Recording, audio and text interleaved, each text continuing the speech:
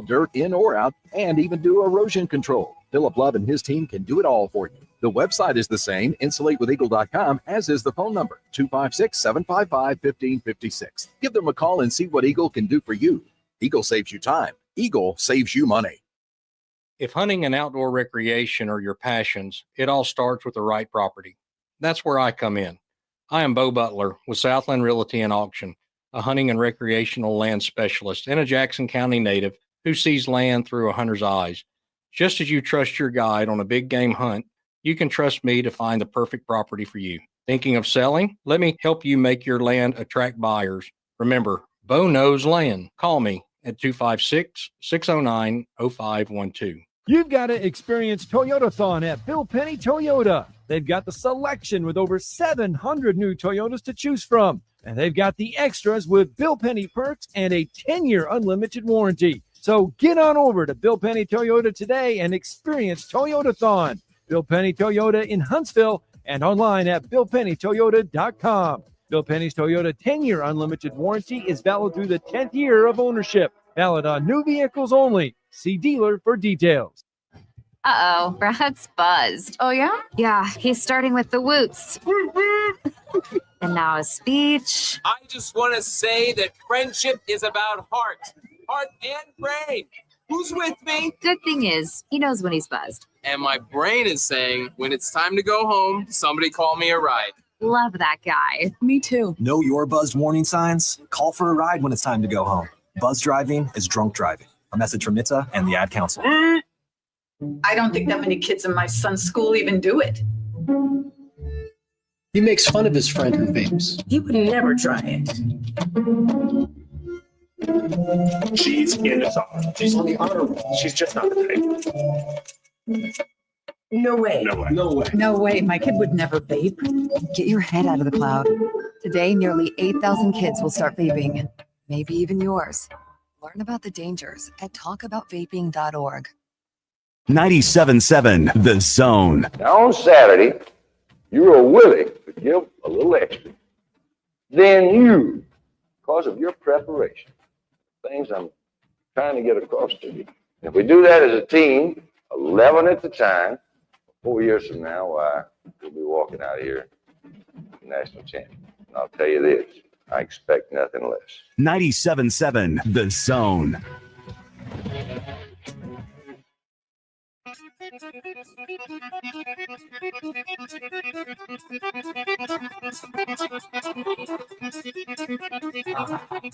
Welcome to Talkin' Ball with Scott Theisen and Drew DeArmond. Call into the Neighbors Wealth Management Hotline now, 256-576-4977. That's 256-576-4977. Now, here's Scott and Drew. And just like that, we're back, we're live, we're brand new. It's Talking Ball, 97.7 ESPN, The Zone. Scott Theisen, Drew DeArmond with you on a Monday morning, 7 o'clock on the dot. Safe travels into work, into school, wherever you may be headed on this Monday, 256-576-4977. You can join us, react to anything that happened over the weekend. We're going to recap everything from college basketball, throw in some college football conversation, even mention some college baseball. There's a lot of stuff going on right now.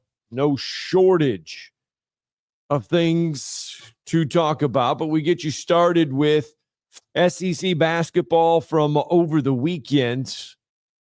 We start inside Coleman Coliseum, a home game for Auburn against Kentucky.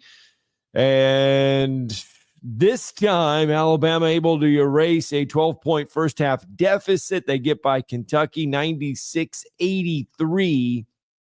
Alabama completes the season sweep, or the series sweep over the Wildcats, doing so for just the fourth time in program history. Alabama gets that win over Kentucky. The eighth win against an AP top 25 team for Alabama this season. That sets a program record for most AP wins in a single season. And the victory also gave Nate Oates his 26th win against a ranked opponent since arriving in Tuscaloosa. That surpasses Wimp Sanderson for the most ranked wins in program history. So a history-making day inside Coleman Coliseum. After the game, here is a little Nate Oates on his reactions. More zero tolerance for effort, and it wasn't so much an effort thing, but I basically said there's going to be zero tolerance for effort. Scouting report screw-ups, that's a bigger thing. Like, we put scouting report in, it needs to be fouled and need to be locked in and focus on the right thing, and then just dumb turnovers. Like, we got to stop turning the ball over. So I don't know that it worked, but that's the way it's going to be moving forward. Like, I'm tired of the guys not being locked into a scouting report, and it hasn't been we don't have. I mean, if you grade our effort levels, 1 through 10, it's not like we've got anybody giving a 4, 5, 6, but there's like levels to this thing, and we can't be given an 8 or a 9. We need a 10. So we just got to challenge the guys, and I thought they responded well, and we kind of settled in there after we got down 12, and it was a little bit better after that. There you go. That's Alabama head coach Nate Oates talking about zero excuses, zero things as far as going over, or I should say, not listening to the scouting report, no excuses. And that's why some of you saw some of the rotations and everything, but still Alabama able to get the win over Kentucky. And it's a performance like that. Does that erase everything from the previous 2 games against Alabama or against Auburn and Missouri? Does it erase everything? No.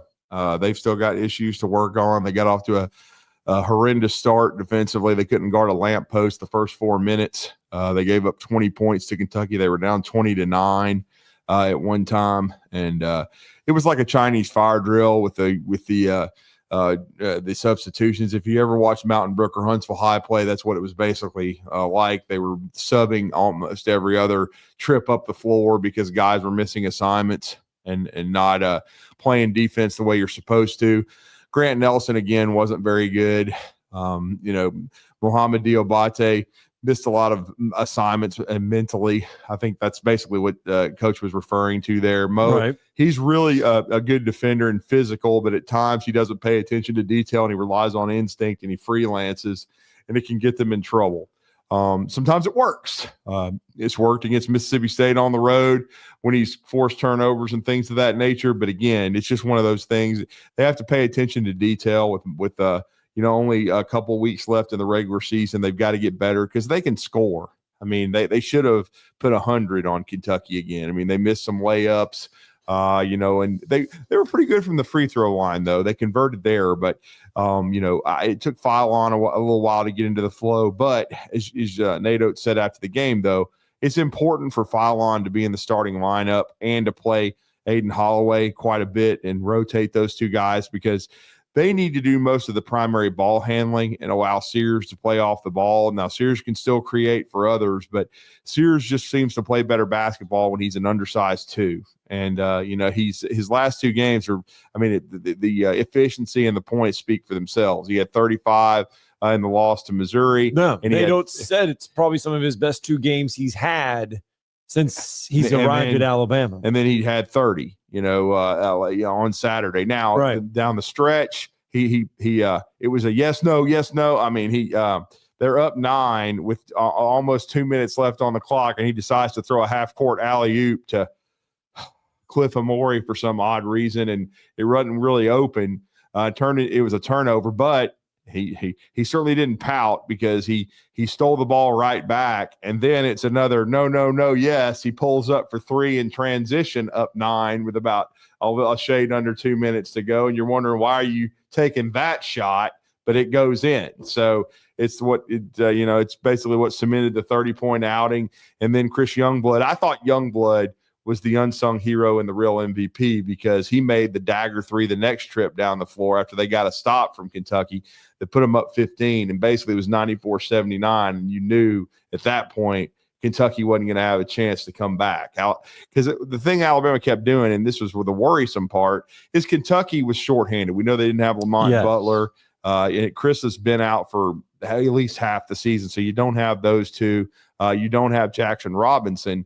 But they still had, the rest of their guys. They put some younger players in the rotation, and they can still score. And so Alabama was letting them hang, 8, 10, 12, maybe cut it to 6. They were just hanging around. And so you were thinking, if you let them hang around and they get hot late, you make a couple of defensive mistakes, the game could end up 1 or 2 possessions, and you don't want that. But luckily, this is when they finally put some distance between themselves and Kentucky, and they polished it off 96-83. But I thought Youngblood, he had 14 points, 12 of them in the second half, and most of them, Scott, were in the last 8 minutes, and they were huge shots. These were shots that if the lead got down to 7, put it back to 10. If the lead got down to 9, put it back to 12. He did it. It was, 3-pointers, 3-point plays. It was an older guy making plays. Right. And I think that's what Alabama's going to need down the stretch. And certainly I didn't think it was an A performance. I'd probably give it a B. But I thought they got the win they needed. And certainly they've got Mississippi State coming up on Tuesday. And Mississippi State laid an absolute turd on Saturday. Oh, they did. So it's Mississippi State, Tennessee, Florida, and Auburn. The remaining 4 games for Alabama down the stretch. Mm-hmm. You look at it, Tennessee is a great defensive ball club. Yeah. Florida plays defense very well, and so does Auburn. Mississippi State, as you mentioned, so-so. Well, they looked like they were on the right track until Saturday. They had been playing better, and then all of a sudden they nearly give up 100 to Oklahoma. 93-87. They fall to the Sooners on Saturday. That was the biggest head scratcher to me. I just didn't see that one coming. Did you see Arkansas's 92-85 win over Missouri coming as well? That was – I could see that one much more than – because Oklahoma had been playing so poorly, even at home. Right. I thought Mississippi State, the way they had turned the corner, I thought they could win that game in Norman. Now, Arkansas was at home, and they've kind of struggled, inside Bud Walton. But still, I would have definitely, I was not stunned that they beat Mizzou, because Mizzou is a lot like Vanderbilt. Mizzou has been really good at home and so-so on the road. And so I'm going to be really interested. I haven't looked, and we'll talk to Blake Lovell about it. I have not looked at Missouri's schedule down the stretch, because that was their 5th loss. And they've got 4 games left as well to see, who they match up with. But they match up with South Carolina, Vanderbilt, Oklahoma, and Kentucky. Of those games, the Vanderbilt and Oklahoma games are on the road.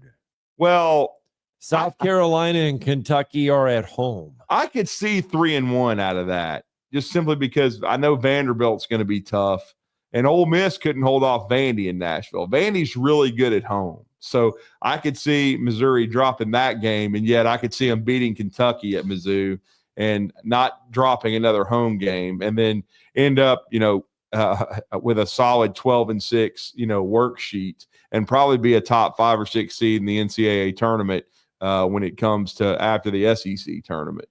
The other games on Saturday that just may have scratched your head.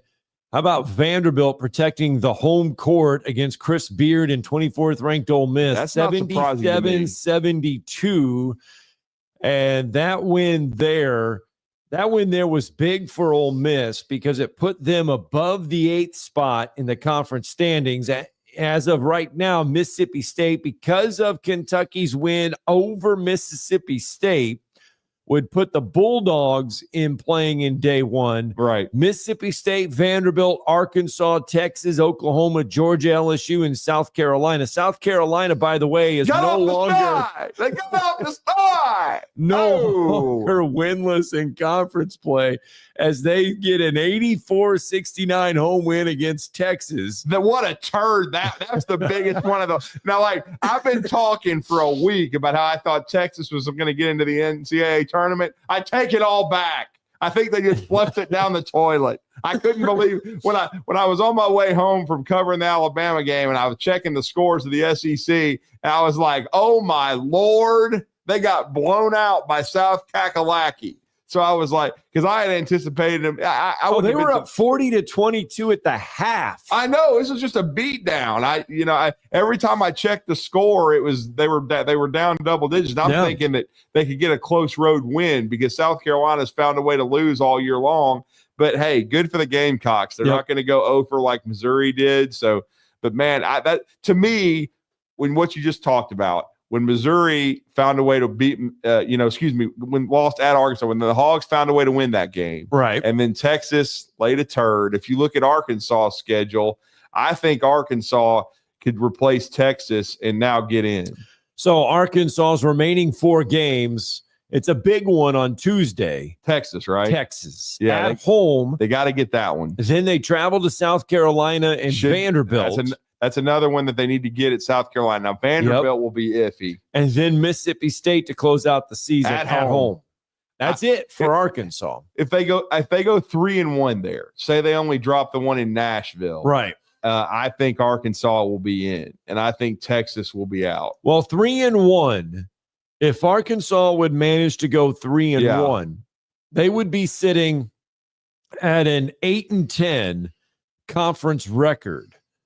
8-10. Well, we kind of talked about that. Like we had Curtis Wilkerson on from InsideArkansas.com just a couple of weeks ago, and I watch a lot of their stuff. They do a great job on their YouTube channel, and that's kind of been the magic number. Get to 7, and if you get to 8, you got to feel pretty good about it. So if they go 3-1 down the stretch and they get to 8-10, I think they're in. I think, and it's John Calipari. I mean, come on. And at that point, I think they'd be 19-12. And if they were 19-12 before getting 3-1 would put them, 19-12. I think they'd be in. I think they'd have enough quality wins, in the SEC, and then they beat Michigan. Remember, and Dusty May, by the way, goodbye Indiana. He just got himself a contract, but I kind of expected that. And then they beat Lenny Acuff's really good Lipscomb team. Out of conference. So I think Arkansas, if they get to 19 wins in the regular season before Nashville, I think they got to feel pretty good about it. And I think Texas will be the one falling by the wayside. Because I still say, Scott, that Vandy's going to get in. And to me, it's still 11 teams. I still go with 11 that are going to have good enough resumes to get into the tournament. And it'll be cut off at that point. Unless one of those final, if you're talking about a 16-team league, unless one of those 5 can win 2 or 3 games in Nashville, which to me, I doubt. I know the league is tough, but to me, it's too tough to do that. I don't see an NC State happening, okay, which is what we saw last year. And then they went to the Final Four. All right, let's get Jeff in the Borough real fast before the break. Good morning, Jeff. Morning. Hello, guys. Morning. I knew Alabama was going to win that game and take you shorthand. They don't have 2 guys. They don't have other guys either. So they're not. They got to get those guys healthy or they won't do anything in the tournament. So I don't know what they'll do last. They got 4 games left, whatever they got left. So I know Pope. Somebody was reading somewhere where Pope was complaining about the fouls. But they were about even. So I don't know. You're not going to get any calls on the road. Everybody knows that when you play on the road in the league, you're not going to get any calls. So I don't know what he really was complaining about on that. But, it's kind of like the women's game yesterday. Kentucky had a chance to beat LSU, and second half they couldn't do anything. When you shoot 36 3-pointers and only make 6, you're not going to win very much. So, and yesterday. So, didn't watch it, but, I knew Alabama was going to win. So, it was pretty much a done deal before they even played. Kentucky's short-handed right now, and everybody knows that. So, and anybody going to feel sorry for us? No. That's the way it is. That's Kentucky. That's the way everybody wants to see us get beat. And now we're kind of down a little bit right now. So that's what people want. I did want to say about Calipari had a big win Saturday, and St. John's had a big win Sunday. Sweep of UConn. I wonder what Mr. Hurley's thinking about right now instead of Los Angeles later. What he's thinking about, because his team's not very good at all this year. Yeah, they got beat pretty handily yesterday by St. John's in New York. They're not very good at all. I wonder what he's thinking about. He should have thought about the Lakers, but he was anti. He wanted to stay at the UConn, and they're not going to win a third national championship. He knows it.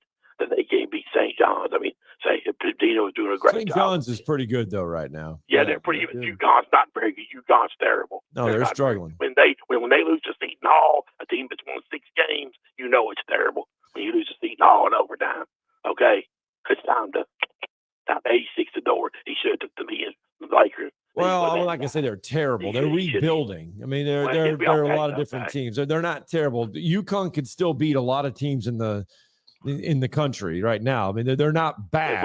They're not horrible. They're just not national championship level right now. When you lose to Seton Hall, you're pretty terrible. I mean, there hadn't been a team 3-piece since UCLA in the 70s. You see why now. I mean, it's hard in college basketball. It's very hard. Yeah. Yeah.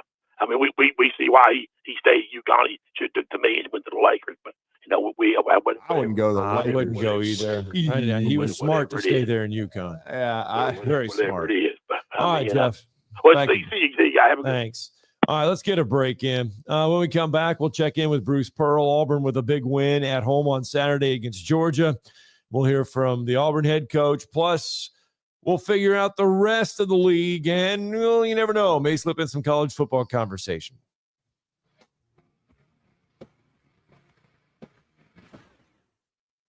You're listening to Talkin' Ball on 97.7 ESPN, The Zone. One wreck on the board this morning. This one is 231 at River Loop Road, northbound. That's in Lacey in Morgan County. Originally reported as an injury type. I don't know if anybody got transported from that scene or not. Everything else seems to be in order this morning. You be careful on your right end. Dr. Sandman has the Somnodent, a safe, insurance-approved alternative for snoring and sleep apnea. Dr. Randall Sandlin, 350-CARE. Captain Nick in the Valley Skywatch Traffic Center. Tom Luganville here for my friends at Woody Anderson Ford. Bobby White and his team take great pride in their service department, and you can see it the moment you walk into those beautiful new service lanes. And just like a championship team, they all work together to make sure your experience is second to none, whether you drive a Ford or not. Also, check out the gold certified pre-owned inventory at Woody Anderson Ford for great deals every day. Stop by and see them at Jordan and Sparkman or at Woody Anderson of Madison on Hughes Road, or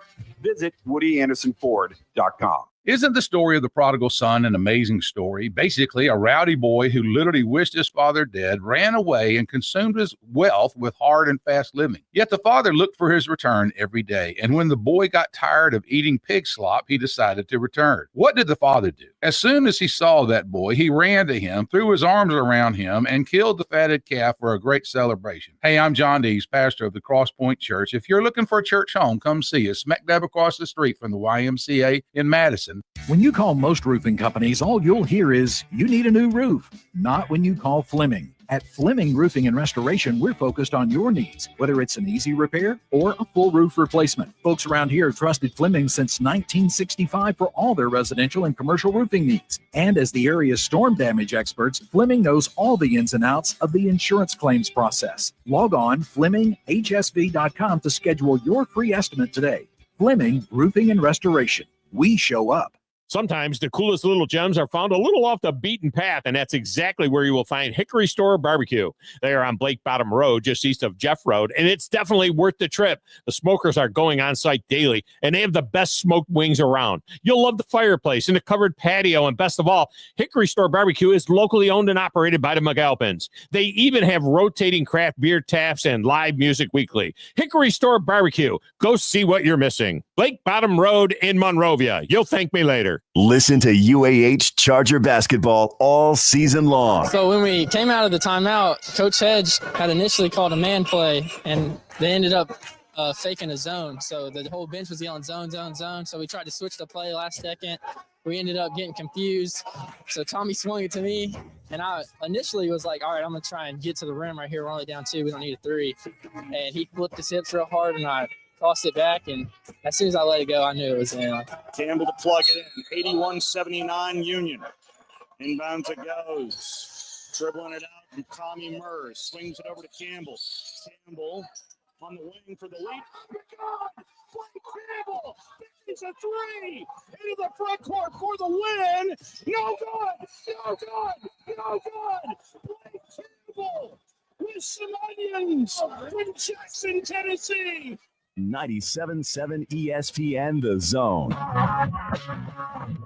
Can't get a ticket? Never miss a second of Huntsville Havoc hockey. It's just to Alger. Alger back to Ruffin. Over to Buster. Who are you going to call? Buster Larson with the winner. With the Havoc Zone. Only on 97.7 ESPN.com and the 97.7 ESPN The Zone app. I got rice cooking in the microwave. All right, welcome back. Talking Ball 97.7 ESPN. Good little song there. Makes you think warmer weather is kind of coming around. And it is. Well, it's coming. It's the extremes, man. It's supposed to get up to 60 today and be mild, and then by tonight it's supposed to be freezing. I know, but it's better than what we have been. It's the 30-degree intervals, man. It doesn't. It looks like we have kissed the cold ass weather goodbye. You're talking about the frigid stuff. Yeah, like the highs are in the next weeks. The good week. 62, 65, 69, 58, 57, 65, 57, 62. So we're hopefully beyond all of that other stuff. Yeah, because, I mean, because last week it was, you're talking about high 30s, 40s, and then at night it's friggin' 15 to 20. Done with that. So, Johni Broome, he missed the first meeting with Georgia because remember that came off the ankle injury.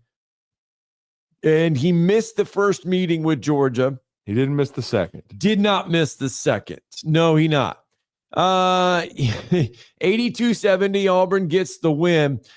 He dominated in the second half. 19 of his season high 31 coming in the second half. All 7 shots from the field. He grabbed 8 of his game high 14 rebounds in the second half and had all 4 of his assists in the second half. That's 17 double-doubles for Broome on the season that drew him within 1 of Mike Mitchell's 50-year-old program record for double-doubles. And, by the way, Auburn picked up their 5th straight win over the Bulldogs on Saturday. And Bruce Pearl said, though, a little bit of foul problems on the afternoon. We got in foul trouble.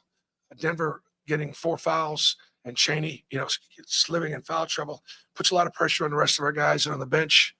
So we got to do a good job, especially when we know we're playing against somebody that likes to draw fouls. That's tough for Denver. Like Denver's good. Denver's a good player, and but he dives into contact. He throws his head up and a whistle blows, and all of a sudden the best defender in the league is sitting there in foul trouble. Like you got to sometimes you got to referee the best players. Like Denver Jones, one of the best players on the floor. And he got in some foul trouble without a whole lot. So beating Georgia matters to Auburn. It matters to me. I believe that's 13 out of the last 16, and that's pretty good stretch against one of your rivals.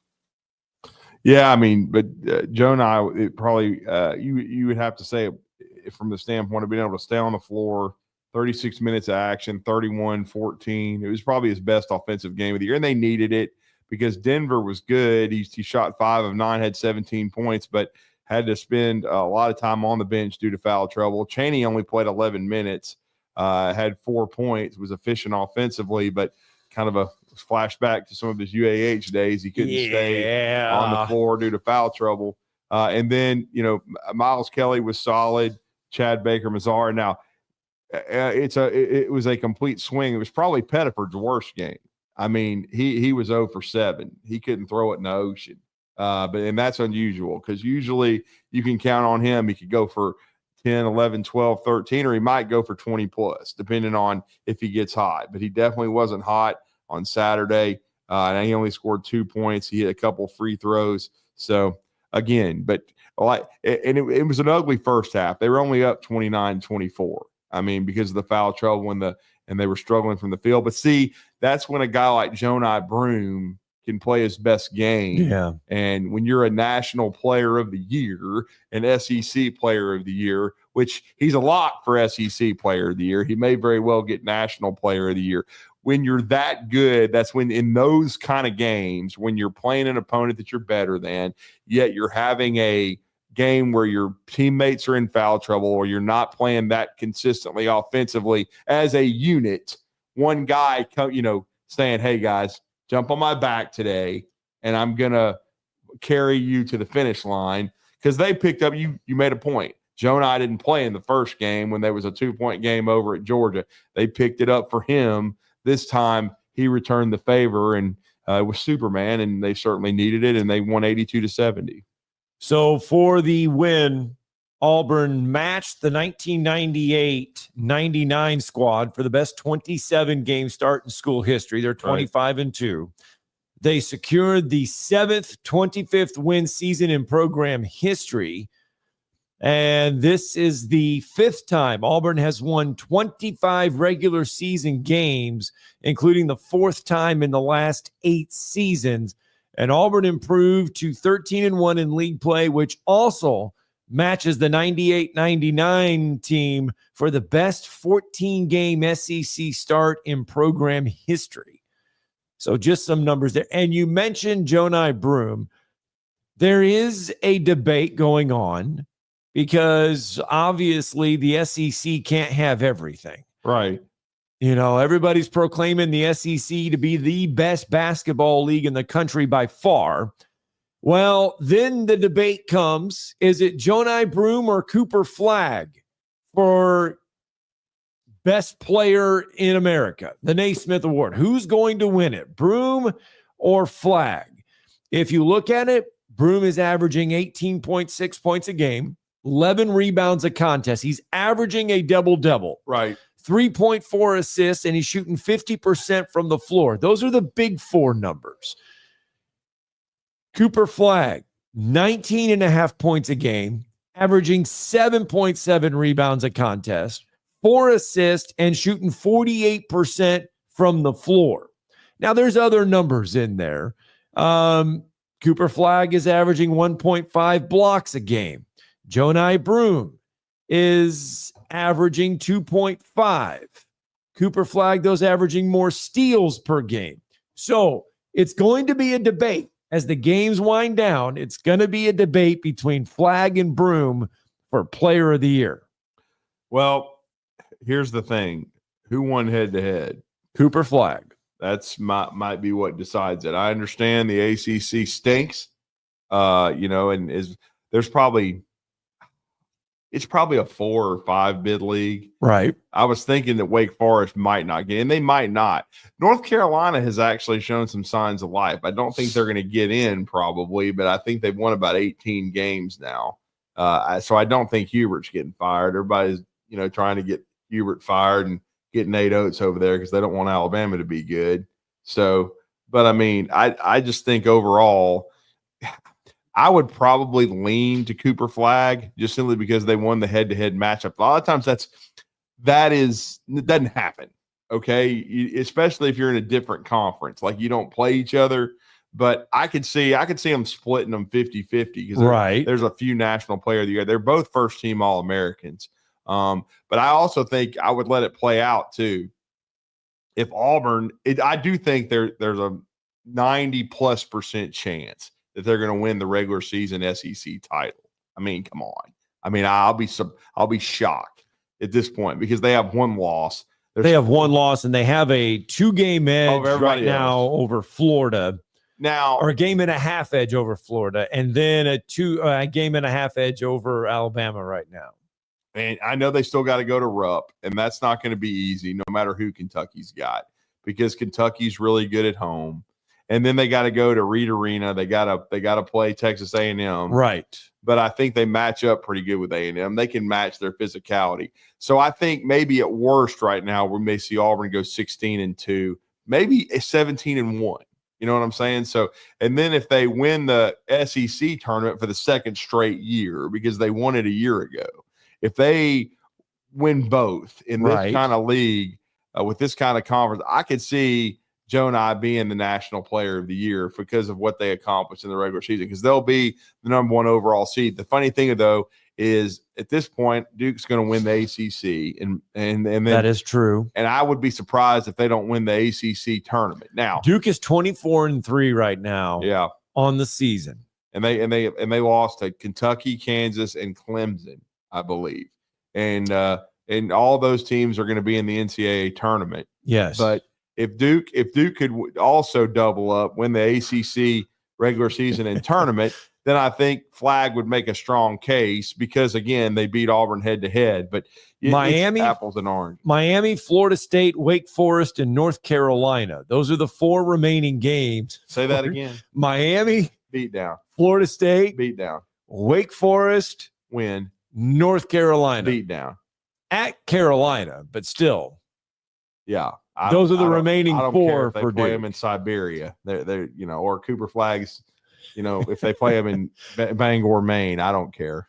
They're going to, they're not Bangor, Maine. Yeah, well, I mean, he's from Maine. I'm just saying.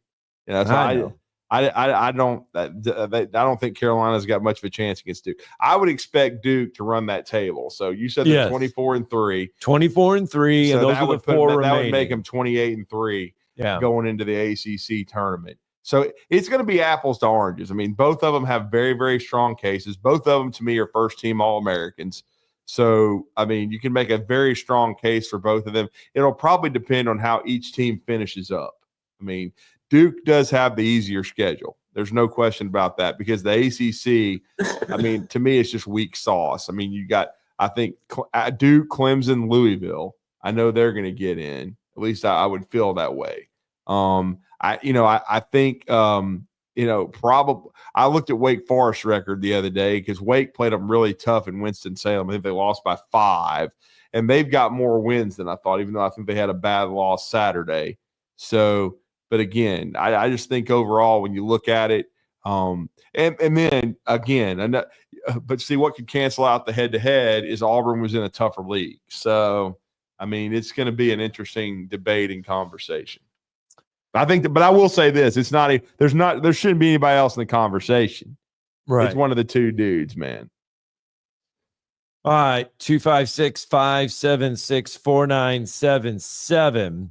That's the number to the phone lines if you want to do it. Mick Cronin, head coach of UCLA. A couple days ago said, and I quote, "He's the best player in the country. I know Johni Broome may win player of the year, and he's a great player, but look, Cooper Flag is generational." Wow. He said the competitiveness to block a shot, the fire and the character, the makeup. In case you talk about basketball skills, this kid's got the makeup as far as his drive off the court. The mental. I mean, he's a perennial all-star in the NBA for many years. Yeah. And so that's what Mick Cronin had to say post-game the other day. And I understand Mick's point. And I do think that Cooper will be the number 1 overall pick in the draft. Now, there were some nuts that thought maybe he wouldn't be going into the season. Right. They were Dylan Harper. And I saw Dylan Harper against Alabama. Dude was amazing. You know what I'm saying? So he was a tremendous. But the more you saw Cooper Flag, I mean, it was just, especially once the season started, he is generational. I think just the skill set that he brings.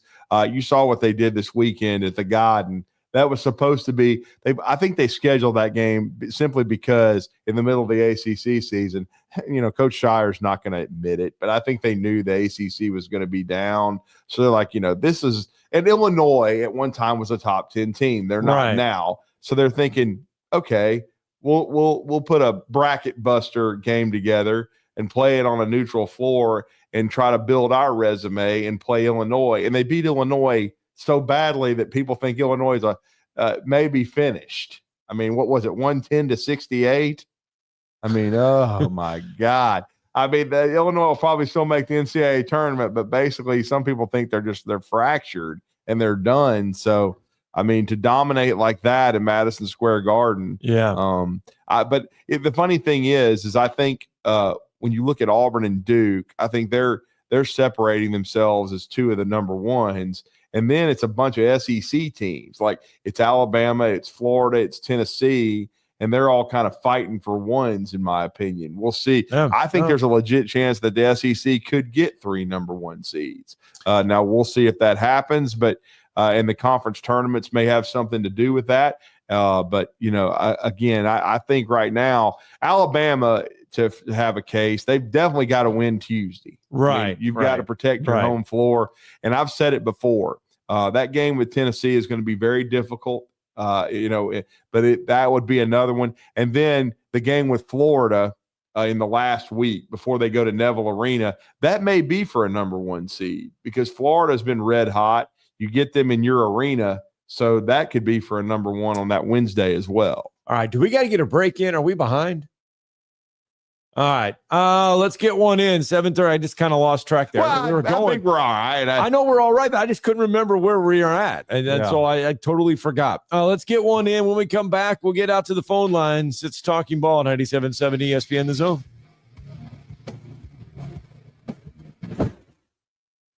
You're listening to Talkin' Ball on 97.7 ESPN The Zone.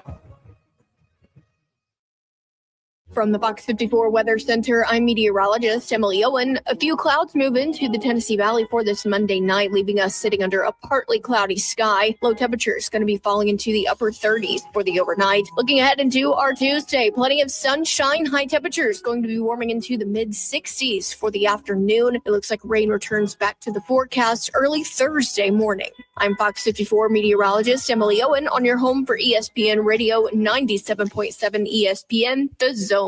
State troopers on the scene now on that wreck, 231 in River Loop in Lacey. They should have that one out of the way pretty quick. Everything else looks good this morning. I haven't seen any other problems. You be careful on your ride in. Dr. Sandman has the Somnodent, a safe, insurance-approved alternative for snoring and sleep apnea.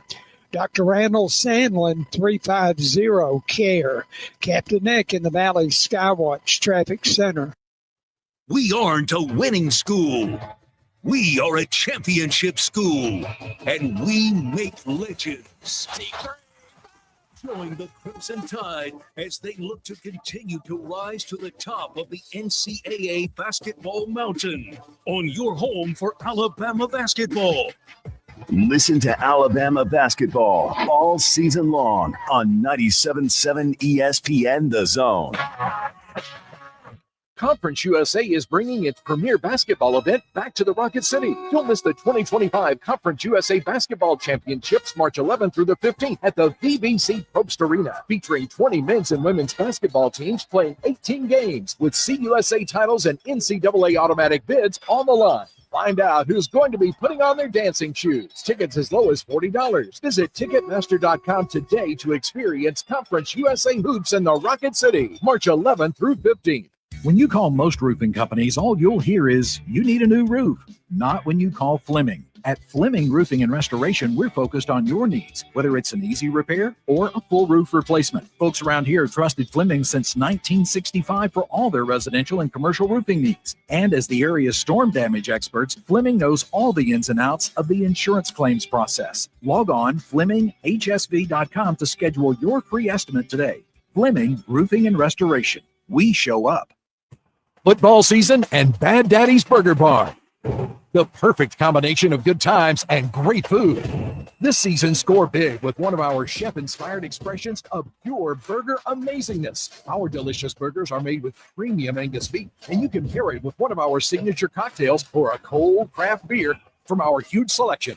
Bad Daddy's Burger Bar on the Parkway in Huntsville and our new location at Cliff Farm, Highway 72 in Madison. This will turn journalism on its ear. Watch our stream on WZZN TV on Twitch and YouTube. But you are the greatest hero in American history. We are 97.7 ESPN, The Zone. All right, let's visit the phone lines out of the break. It's Talking Ball, 97.7 ESPN The Zone. Let's get Bama Bino in on a Monday. What's up, Bama Bino? How are you, man? Hey, how's my guys this morning? We're good, man. I'm doing good. I'm feeling good. Yep. Nothing that drugs couldn't cure over the weekend. Legal Yeah, ones. that's true. There's a pill for everything, I reckon. But Lord, that cold weather we had, that It was pretty frigid there, Bambino. it was that I've just had enough of that. My Sylvania girls are in it. Yeah, they're there. They're going to the ham. I was tickled the last week listening to it. Just a quick couple of notes that y'all may be familiar with. I thought I had said earlier that I thought all of my friends and their kids had graduated, but they hadn't. One of my church members and a guy a little younger than me, that dad was my coach, Coach Quentin Graham. His son Sam played for Bobby Wallace at UNA with Cody Gross and all those. Remember the 3 championships? Yeah. And then later, Sam Graham, came back to the party. Yep. All right, Sam Graham's daughter's playing on that Sylvania team. He's got 4 daughters, and I forgot one of them's still in school. So there's one of them, Graham. Yeah, they play. Sylvania will play on Tuesday against St. James at noon, part of the 3A girls Final Four. Lauderdale County and T.R. Miller is in the other semifinal. Mm-hmm. Yeah. Sam lives in our community, and we're a very close family and friends. And another one, if you've heard on Sand Mountain there on Highway 75, there's some hay bales that says Trump Train. It got burnt one time, but it says all aboard the Trump Train. It's a big display on a major highway. His daughter, Heath Jackson's daughter, I forget her name, but anyway, it's Maddie's the oldest one, but she's playing, and we got a Murdoch in there, and so I do know some of the kids in there, but I had thought all my friends' kids graduated, but I forgot about Sam's youngest daughter. But anyway, I'm pulling for them now. What happened with Section and Pisgah playing? Are they which? The boys got through. The boys won 89-76 in the regional finals. Yeah, over Jacksonville. They're actually today, and we'll run down the state schedule here in a little bit, but I'll tell you, Section is playing today, boys, at 7:30 against Tuscaloosa Academy in the 2A boys semifinal. Decatur Heritage and Providence Christian will play at 4:30 in the other 2A boys semifinal. Okay, and the Pisgah girls and boys was in it too, wasn't they? In Plainview, are any of those still in? Yeah, Plainview girls are in there, and the Plainview boys. Both now, of them the got Plainview through. girls will take on Trinity Presbyterian tomorrow, and the Plainview boys will take on Fairfield tomorrow night at 7:30. Yeah, all of those I'm kind of in the middle of all of those, so I may need to look at that bracket. I might can go maybe, but anyway. Thanks for having such a great show and great people, and I love listening to you guys. Thank you, man. Thanks, Bambino. All right, let's slip in B. Rich real fast. Good morning, B. Rich. Morning, B. Rich. Hey, fellas, how's it going today? Good. How you doing, man? I'm doing great, man. I just wanted to give a big shout out yesterday. Alabama women's had their senior day yesterday, and I don't know what was in the water down at Coleman, but the men's and the women's team both started super slow. Yeah. But like the men's game, the women closed like freight train and handled business against their in-state rival. But I wanted to, excuse me, give they celebrated 6 seniors yesterday, but I just want to, I'd be remiss if I didn't highlight the 2. Sarah Ashley Barker and Aaliyah Nye that have meant so much to that program. A lot of people haven't taken notice, but Alabama's women are having a fantastic season this year. Great crowd yesterday. Yeah, it looked like a lot of energy in the arena, man. Really, really good crowd. It helps when it's the in-state rival.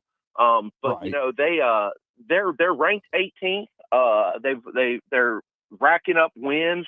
They're projected somewhere around 4 or 5 for the NCAA tournament. So they're having a really good season. They've got a big, tough game Thursday night, 8:00. They close out the home slate against LSU. But I tell you what, man, Sarah Ashley and Leah Knott, what they've meant to this program, they have really helped take Christy Curry's program from just kind of, sputtering around and every once in a while. They've taken it to a really good level. They're one of the upper teams now. They're recruiting at a really good click. They've had some good luck in the portal with some key additions like Zay Green, who was also celebrated yesterday afternoon. That's right. Christy's really got this program trending in the right direction. And, Jay was down there and Sarah Ashley's mom was there and everything. Big day all around at Coleman. Love to see it. But yeah, just wanted to give them a shout out. I know you guys do a great job of promoting women's sports and all that kind of stuff. And it's great to see a good crowd. I hope they get another great crowd on Thursday down there and keep this thing rolling into the tournament. It won't be too much longer. That first week of March, they go over to Greenville for the SEC tournament. So hopefully they can win a few games over there and keep this thing going. But just wanted to give those seniors a shout out, tell them thank you for everything they've done.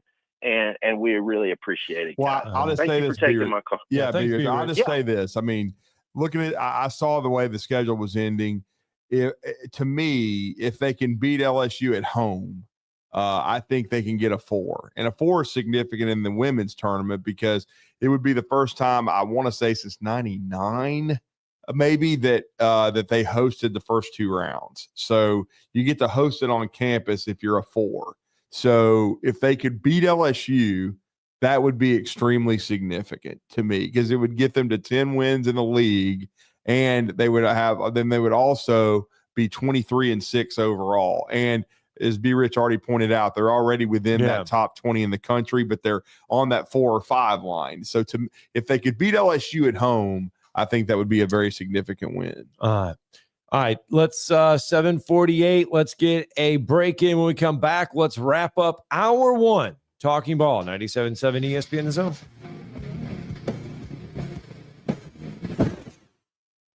You're listening to Talkin' Ball on 97.7 ESPN The Zone.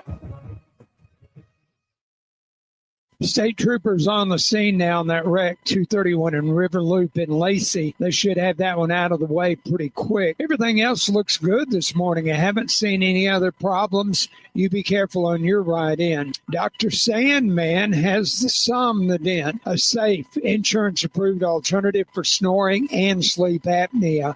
Dr. Randall Sandlin, 350-CARE. Captain Eck in the Valley Skywatch Traffic Center. By now, you know about Eagle Masonry and Insulation, and maybe you know that Eagle also does landscaping and dirt work. But how about after paint work? Shower doors, shelving, and mirrors, all taken care of by Eagle, the same Eagle that takes care of all your masonry, insulation, and landscaping needs. Eagle brings the same level of expertise to all these disciplines, and they're ready to provide you with a free quote. The website is the same, insulatewitheagle.com, as is the phone number, 256-755-1556. Give them a call and see what Eagle can do for you. Eagle saves you time. Eagle saves you money. I'm here with Stan McDonald of Jacob Title. Stan, I've heard that every real estate closing at Jacob Title is a very big deal. Why is that? Wes, I'm reminded of a very impactful statement that I heard from Coach Gene Stallings years ago when he talked about big games and little games. He said he didn't like that comparison. He says, because try losing one of those little games. And if you ever do, it ends up being the biggest game all year long. Well, it's the same thing with real estate closings. Every game, every closing is a very big deal at Jacob Title. Because when it's your closing and your contract on the line, it's a very big deal, and we understand that at Jacob Title. So it sounds like whether your client is a first-time residential buyer or a multi-million-dollar investor, they can expect your A game. That's exactly right. As a matter of fact, when you bring your real estate closing to us at Jacob Title, we understand it's all about trust and confidence. And when Stan McDonald tells you that a chicken dips snuff, you can look under his wing for the box. And like Beams likes to say, there's no doubt about it.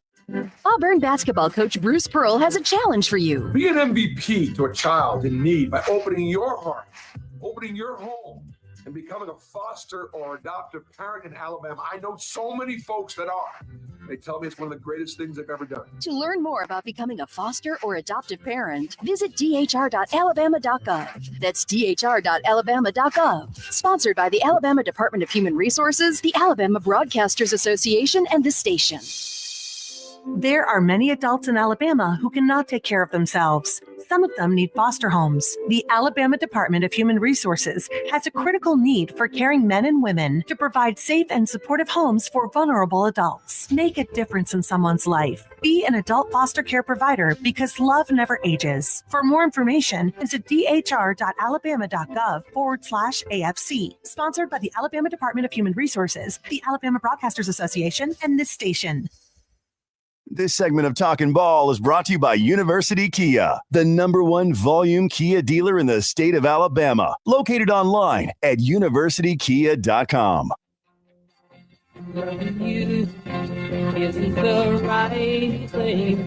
Oh, yeah. Right there. Fleetwood Mac. I love that one. Yeah, Richie does too. Be rich. That's just easy riding right there. There you go. And he's right, though. I mean, under the radar because it doesn't get as much publicity. But the women's basketball. Yeah, but Alabama women's basketball. This is probably Coach Curry's best team. And she's been to the tournament. She's won games in the tournament. But they went into the season talking about trying to get to the Sweet 16 for the first time since the Rick Moody days. And Rick Moody was, of course, recently in the arena watching in Coleman Coliseum. But this is the first time I think they've legitimately been in the conversation, not just to get in, but to be a host. And so I think this LSU game means a lot. All right, 256-576-4977. That's the number to the phone line. Short time left here in hour number one. David Sisk will join us at the top of the hour. Talk a little Alabama basketball, SEC basketball, everything there. And then Blake Lovell. Is it Blake Lovell at the bottom of the hour? Yes. 8:30. We got to talk to him about the rest of the league. Gulf South Conference basketball from over the weekend. The UAH Chargers continue to get it done. 25 games in a row now. Yeah, it had the whole A-Cup family there. It was good. I tell you what, it was pretty fun. Assistant coach for Anthony Camara, who's doing a remarkable job there as well. Look, I text Ant after the game, and I was like, boy, your team has gotten They're coming, dude. I'm telling you, he's got good players. Much better. Brandon Fusel is just he's amazing freaking dog. He's good. I mean, and then good. Ant just needs to hold on to him. Yes. You know what I'm saying? That's going to be the hard part. Because Fusel is a really good player, one of the best athletes to ever come out of Gunnersville High School. He's got a really good player coming in, Barksdale from Vestavia, who I saw. Just you can start calling him my bad, 26 in a row. Peja Stojakovic. What the hell am I? What? Yeah. That's who he's going to remind you of the Gulf South Conference because he shoots just like Peja Stojakovic, form and everything. 26. Yeah. I say 25 for.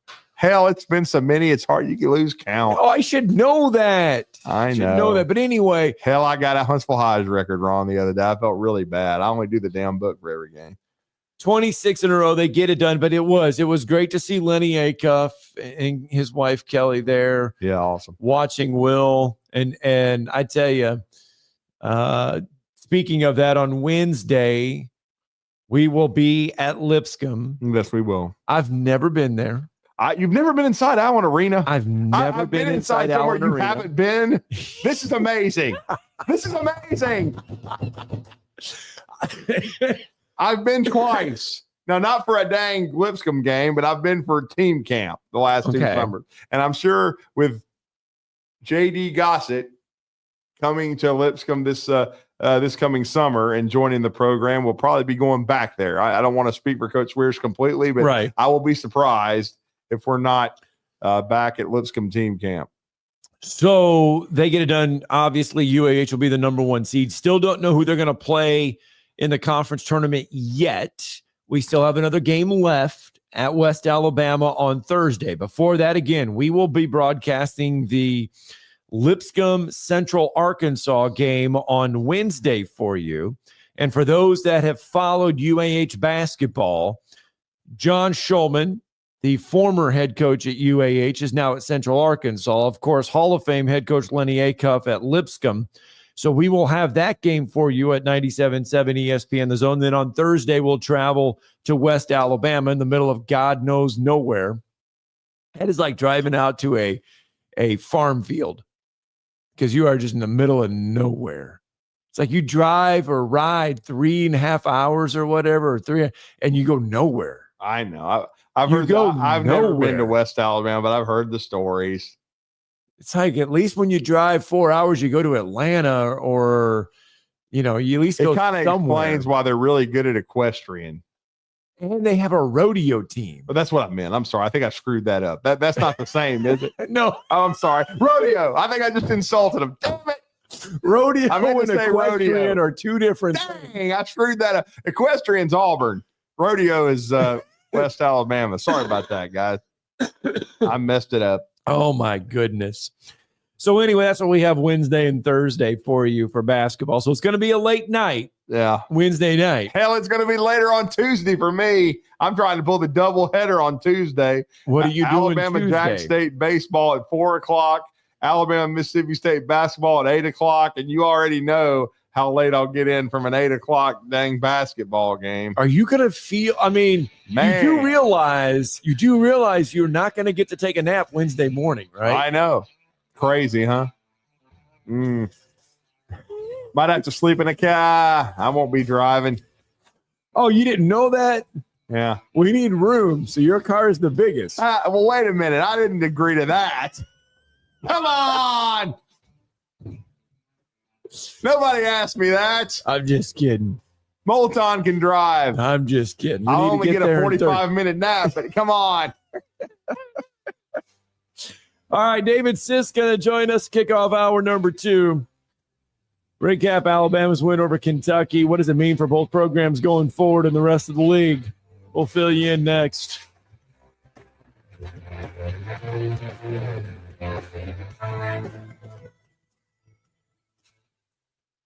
This is Brent Musburger's VSiN Action Update on 97.7 ESPN The Zone. For a limited time, GBank is offering a $250 bonus when you open a GBank Visa signature card. Apply today at vsin.com/GBank.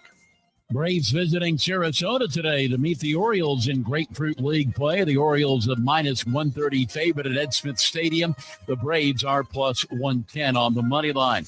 College basketball today. North Alabama tied for first place with Lipscomb atop the Atlantic Sun Conference with a 12-4 league record, laying 11.5 points at Central Arkansas today, 145.5 the total. Lipscomb in action at Austin Peay. The Bisons laying 8.5 with a total of 142.5. Coming up tomorrow, Alabama hosting Mississippi State. The Crimson Tide 18-1 for the SEC regular season title. For more, go to vsin.com. WCZN, Union Grove, Huntsville, Alabama. 97.7 ESPN The Zone. SportsMed is the official team physicians of the Rocket City Trash Pandas. And if the pros trust SportsMed, you can too. SportsMed provides every service you might need for complete orthopedic care, specializing in orthopedic surgery, sports medicine, joint replacement, spine surgery, neurosurgery, and podiatry. And they offer their own brace shop, in-house full-body MRI, physical therapy, walk-in clinic, and so much more. 4 locations and on the web at sportsmedalabama.com. This hour brought to you by SportsMed Orthopedic and Spine Center. Online at sportsmedalabama.com.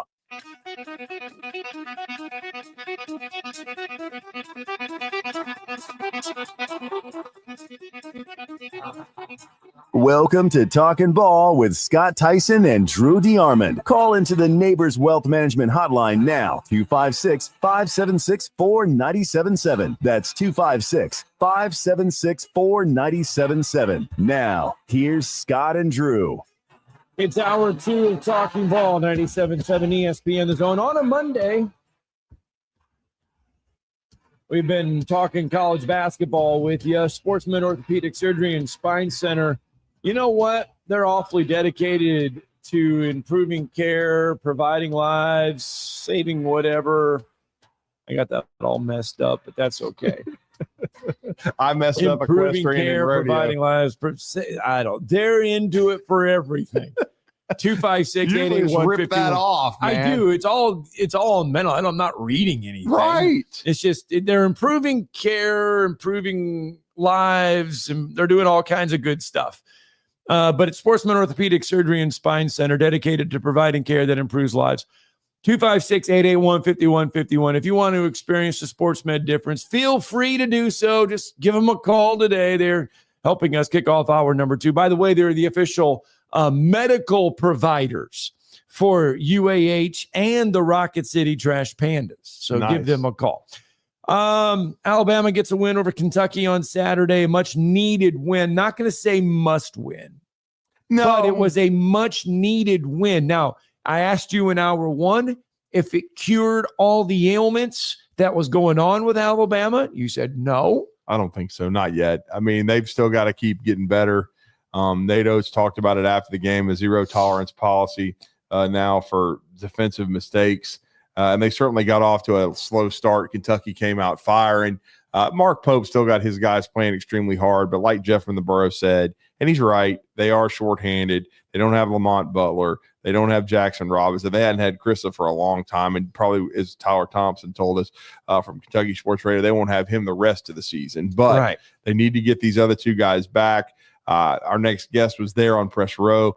This time of year, we always catch up with him to talk college basketball because he's got one of the best minds that we get a chance to talk to. Of course, he's been a huge part of the EYBL scene in AAU basketball, but he's also got a very sharp eye for talent. He does a great job for Rivals.com covering Kentucky and North Carolina. And, of course, we're talking about Coach David Sisk, and he's with us on the Neighbors Wealth Management Hotline. Coach, it was great to see you Saturday. How are you? I'm doing good, man. Great to see you, too. Yeah, you're with this Drew and Scott once again. And I guess I want to get first, before we delve into Kentucky and where they are right now, and then even a little bit of Hubert Davis in North Carolina. What were your impressions of Alabama? I said they've still got some things to work on. You got a chance to see them live. What did you think? Well, I think obviously, what they do well offensively, they do as well as anybody in the country. And, even Kentucky fans, I think the consensus is when you got to be on top of your game 100% to have a chance. And when you got injuries, and it's not an excuse, when you have injuries, you just can't keep up. They're giving Alabama credit because, they've been able to beat Tennessee twice of injuries. They beat Vanderbilt, but they know Alabama is just one of those teams that you cannot keep up with if you're not just at full throttle. And so, really, really good offensively. I do think, I agree with Nate Oates. I think they can be better defensively than what they are. I saw them play North Carolina. Mm-hmm.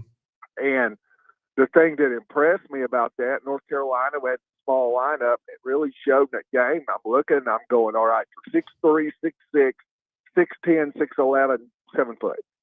And I'm like, there's 4 players 6'6" or better. There's 3 players 6'10" or better starting who are pretty switchable, who have a lot of defensive versatility. It's hard to mismatch them. And I'm like, man, there's very few teams could throw that out. I think if like he said, if the players would sell out the defense like he wants them to, and I think cut down on the turnovers, those are the 2 big issues. And I think Alabama fans know that. I don't think there's anybody listening that I've discovered the wheel with them. I think when I look at that, I was sitting there Saturday night, and I told the guy next to me, Alabama's turnovers are really what keeps us from being a 30-point game. It let Kentucky keep the score respectable because, if you have, there's 15, 16 turnovers, 15, 16 possessions, you don't get back.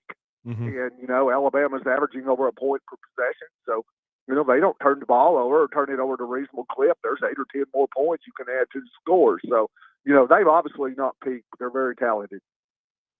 You look at Kentucky and you look at what Mark Pope has been able to do shorthanded. I mean, not knowing who's going to be available each night, not knowing what's going to be on the floor.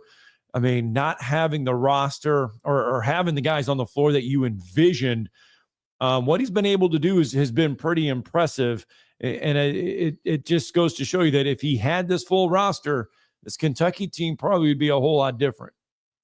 Yeah. Evan Maikawa sent me a tweet Saturday morning, a DM, and he had his top starting lineups, and Kentucky's starting lineup as far as efficiency metrics is like number 8 in the country. So they've got a top 10 starting lineup when they've got everybody there, but who knows if they're going to have everybody there. You know, Jackson Robinson's got the hurt wrist. They've really never said what's wrong with it. I don't know if he broke it, sprained it, what he did, but you know, and that's his thing. He's a sharp shooting three and one of the best in the country. And you know, when you got your shooting wrist hurt and you're in a cast, he wasn't in a hard cast for the first time Saturday. Saw him sitting on the bench, so that maybe that's an improvement. So you don't know. Hopefully he can come back, 100%.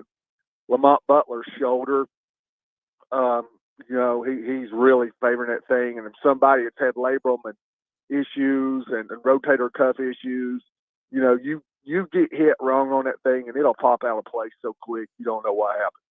And so that's the thing with him. I think they're both going to be back, but at what percentage health-wise?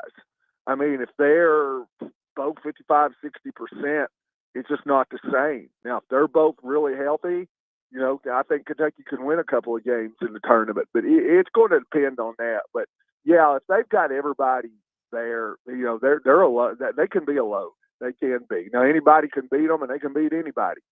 But he is doing a good job. He did a good job when he had everybody there. Talking about Mark Pope, he's doing a good job with the injuries. But like you said, there's no doubt about it, man. They're playing about half staff right now. They really are, and we'll see if they can continue to tread water. If they can get those two guys back, I still think their ceiling is probably around the 5 line. What are your thoughts on that, Coach? I mean, they're 18-8 right now. They're 7-7 in the league. But the league is so good. But I think if they could get to, I think they would be doing good to get to 9-9 before they go to Nashville. But if they can get to 9-9, where do you see them seed wise? Is it on the 5 or 6 line? They go to Oklahoma. Yeah. Really a virtual toss-up more than what people think. Then Auburn comes to town, and we've got a better chance of being you starting at Alabama than I think they've got beating Auburn. And then they got LSU. That should be a win. And then they close out to go to Missouri. That's a tough so I one. think you're looking 2-2, borderline 1-3, right in there. There's still, you look at Ben Carty, he's still got them at a 3 at the very end. I don't know where the dam breaks on that. And then it'll depend what they do in the SEC tournament. If I was Kentucky, I'd rather have a 6 because then I know you're playing up a seed in the first weekend, but I would rather have that. It's going to depend on who they play. I would rather have that than be a 4 or 5. And then have to go to the Sweet 16. And just, I don't think if they play an Auburn, if they play a Duke, somebody like that's or Alabama, that's an obvious 1 seed. I just don't think they can beat those teams. I think they're too good. So depending on how far you want them to go, you'd probably want them to fall back to about a 6. If they would get a 4, 5 seed, they could possibly get out that first weekend. And I think if they can, that's a win for Pope, and he can prove he's got the program going in the right direction because they've not been out the first weekend since 2019. What's your thoughts on the league as a whole? Yeah. Oh man, it's a juggernaut. My take on it, the NFL is the closest thing that you'll find. That is the model of just equity. Where it's spread out across the board in sports. I mean, there's no haves and have-nots really. And Colin Cowherd, and I've used this analogy, Colin Cowherd's always said NFL teams are built to go 500. Let's say they play a 16-game schedule. They're built to go 8-8, and they work themselves out to either side. And I think that's kind of what the SEC is in basketball this year, that it's built that way. And you've got teams that go both directions. You've got basically over half the teams in the SEC, 14 games in, within 2 games of 500. So you've got Auburn, Alabama, Florida on one extreme. You know what you get basically every game. There's an exception or two, but you know what you're going to get on the good side. And then you get South Carolina and LSU on the other side. And everywhere else, man, it is just a game-to-game total crapshoot. And having said that, South Carolina puts it on Texas. Yeah. And LSU's playing better. So, it's brutal, man. It is absolutely brutal. Well, and then to switch gears, we know, as you said, you saw Alabama win in the Dean Dome against North Carolina. Hubert's taking some criticism, but they do seem to be getting better. Yet, I still think they're probably on the bad side of the bubble. The ACC is not having a good year. Certainly, Duke, Clemson, and Louisville are in. But do they get more than 3? SMU, Wake Forest, UNC, they've all got double-figure wins. But what are your thoughts on the Tar Heels, and what do they have to do? Do they have any shot? Yeah, they've got a shot. I think they are on being Cardi, and most of them that I've seen now, they've gone within a week from like the 7th team out to the 2nd. Right. And the thing that they've got going right now, people say, what's North Carolina? What's happening for them differently? And I'm saying, well, they're playing the Drake College Basketball Society right now. And, I mean, they're playing North Carolina State and Miami and Florida State, and these teams are Syracuse. These teams are atrocious. They're absolutely atrocious. It's the worst high major college basketball you ever see in a lifetime. Wow. And so it's that bad. The ACC is horrible. They just need they talk about football. They need to just blow this whole conference up. Yeah. And it's bad. So they're playing these teams, and the one thing they've got going for them, I do think they have a shot because they play 6 just bottom feeders in a row. Mm-hmm. If they lose one of those, they're out. They should be out. But they shouldn't lose any of those games. So they win those, and then these other teams everywhere else is picking each other off. And that's the one thing they've got. Then they've got Duke at the end of the year. Duke's going to put it on them. I don't know that North Carolina is any better.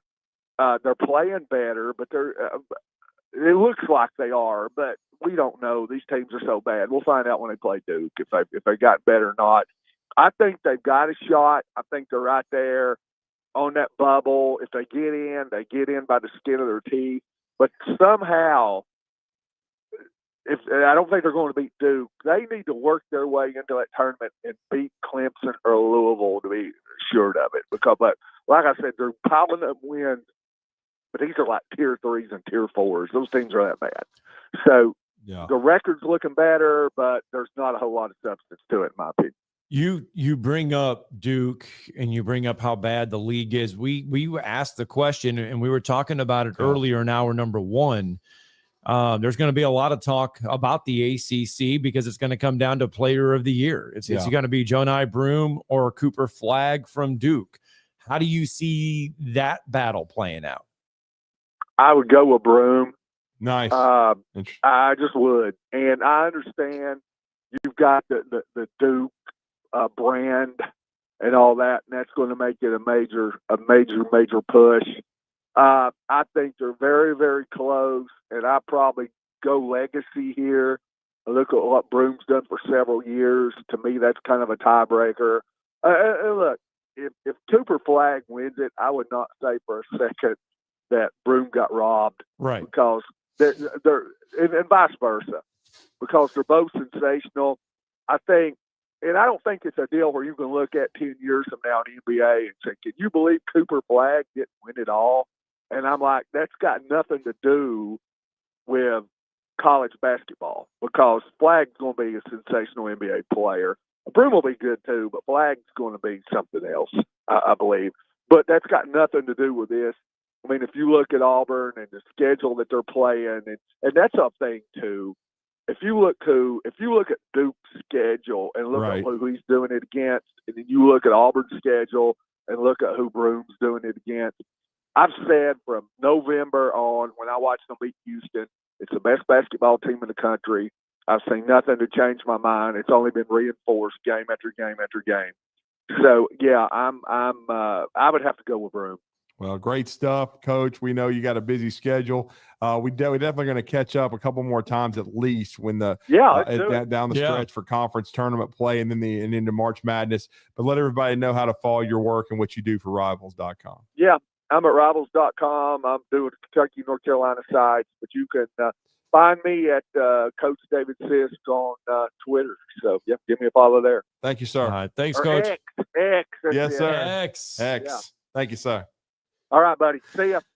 All right, that's good stuff. No, Coach Sisk is really good. He knows his stuff. He's the first person I ran into going down press row, and it just clicked. It's like, of course, he's here watching Kentucky, and I was like, yeah, man, we got to catch up with you. And he was right in front of me because press row was packed. There was NBA scouts everywhere. Was it more for the Kentucky game or the Alabama or the Auburn game? Well, both. I mean, trust me. Was it crowded? In the media room afterwards, there was people standing everywhere because Kentucky has so many reporters. And then, I did have one question for Mark Pope. He didn't give me a very good answer because Otega Owe is their best player. Right. He's averaging 16 points a game. He'd had double figures in every game this year. He went 1 for 9 for 2 points. And I just said, Coach, what did Alabama do to kind of take Otega Owe out of the game? He's like, are you trying to set me up with that question? Alabama's a very good defensive team. That's the kind of answer I got. I mean, it was Bush League. I mean, lost some respect for Pope there. I think he's a hell of a coach and a great offensive coach, but I mean, what? I mean, I'm not trying to set anybody up. I'm asking you a question. You're mad because you got your ass whooped. You channeled your inner Jeff there, Coach. At least he stayed for the whole thing. Well, he did watch it, though. He had to since he was coaching the game. He could have got himself ejected. Yeah, maybe. But let's get a break in, shall we? Let's open the phone lines up, 256-576-4977.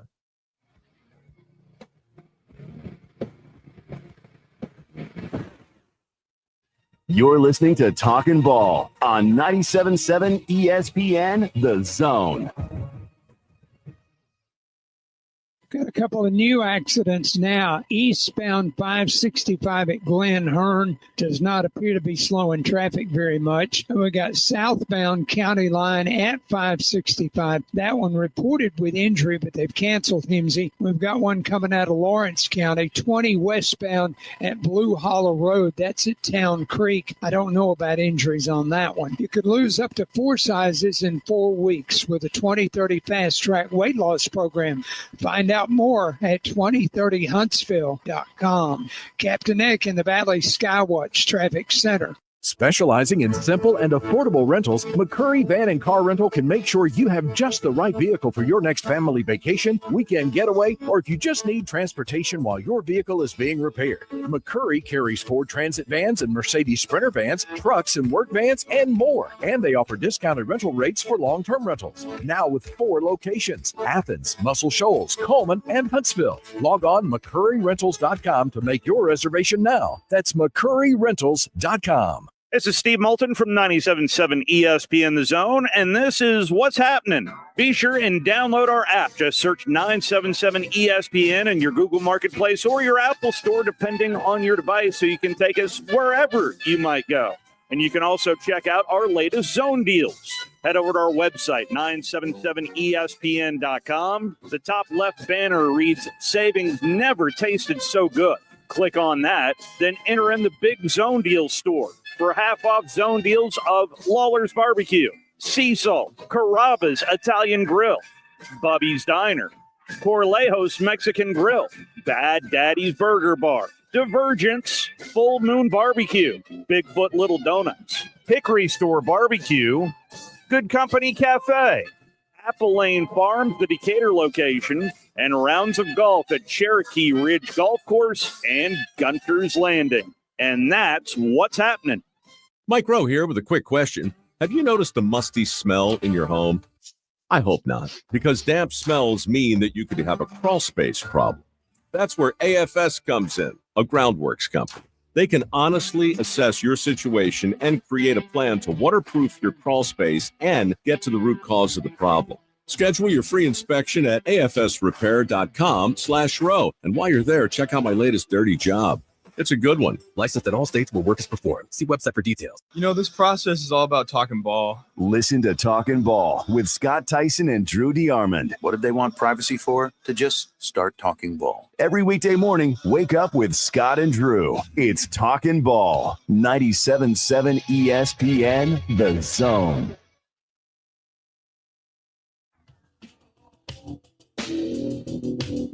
A Monday warrior, mean strike. Today's Tom Sawyer, mean pride.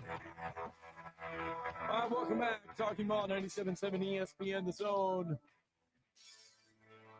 We get to visit with the phone lines. Those that are on it. Ray is with us this morning. Good morning, Ray. How we doing, guys? Good. I agree with Coach. Broom's the player of the year because he has produced game in and game out against maybe the deepest competition in college basketball in 30 years in a league. Yeah, it is. I can see that argument, no question. I mean, I see both sides. And, you know, like I said, there's a very, very strong argument for Jonai Broom. Because I honestly believe, to Coach's point about the bottom of the ACC being that bad. Oh, it's bad. Yeah. Scott, Drew, John, Hunk, and me could stay in the game with Syracuse.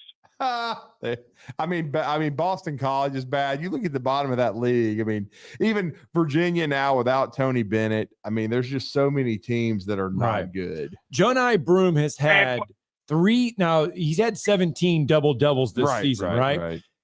He's on a roll right now again. He has had 3 straight double-doubles, Alabama, Arkansas, and Georgia. Before that, his streak was snapped at Vanderbilt, but then it was a double-double against Florida. Yes, they lost, but he had 18 points and 11 rebounds. A double-double against Ole Miss, a double-double against LSU, a double-double against Tennessee, a double-double against Texas. Yeah, and then we had a listener send in, but before we let Ray finish his point, the stat line for both in the head-to-head meeting, which was won by 6, I believe. Yeah. 84-78 by Duke. But Jonai had 20 and 12 against Duke, and Cooper had 22 and 11. So it's that close, man. You can make an argument for both of them, Ray. Well, the ACC has gotten bad. Yes. Because the SEC finally committed to basketball. This was always going to happen.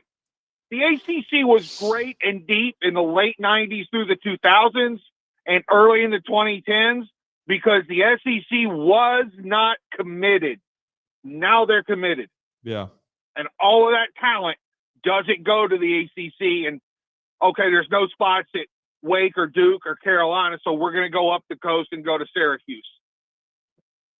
Mm-hmm. No, agree. Totally agree. And just so we know, Cooper Flagg is going to be a really, really high-level player in the NBA. I think Broom at the NBA level is Kevin Love.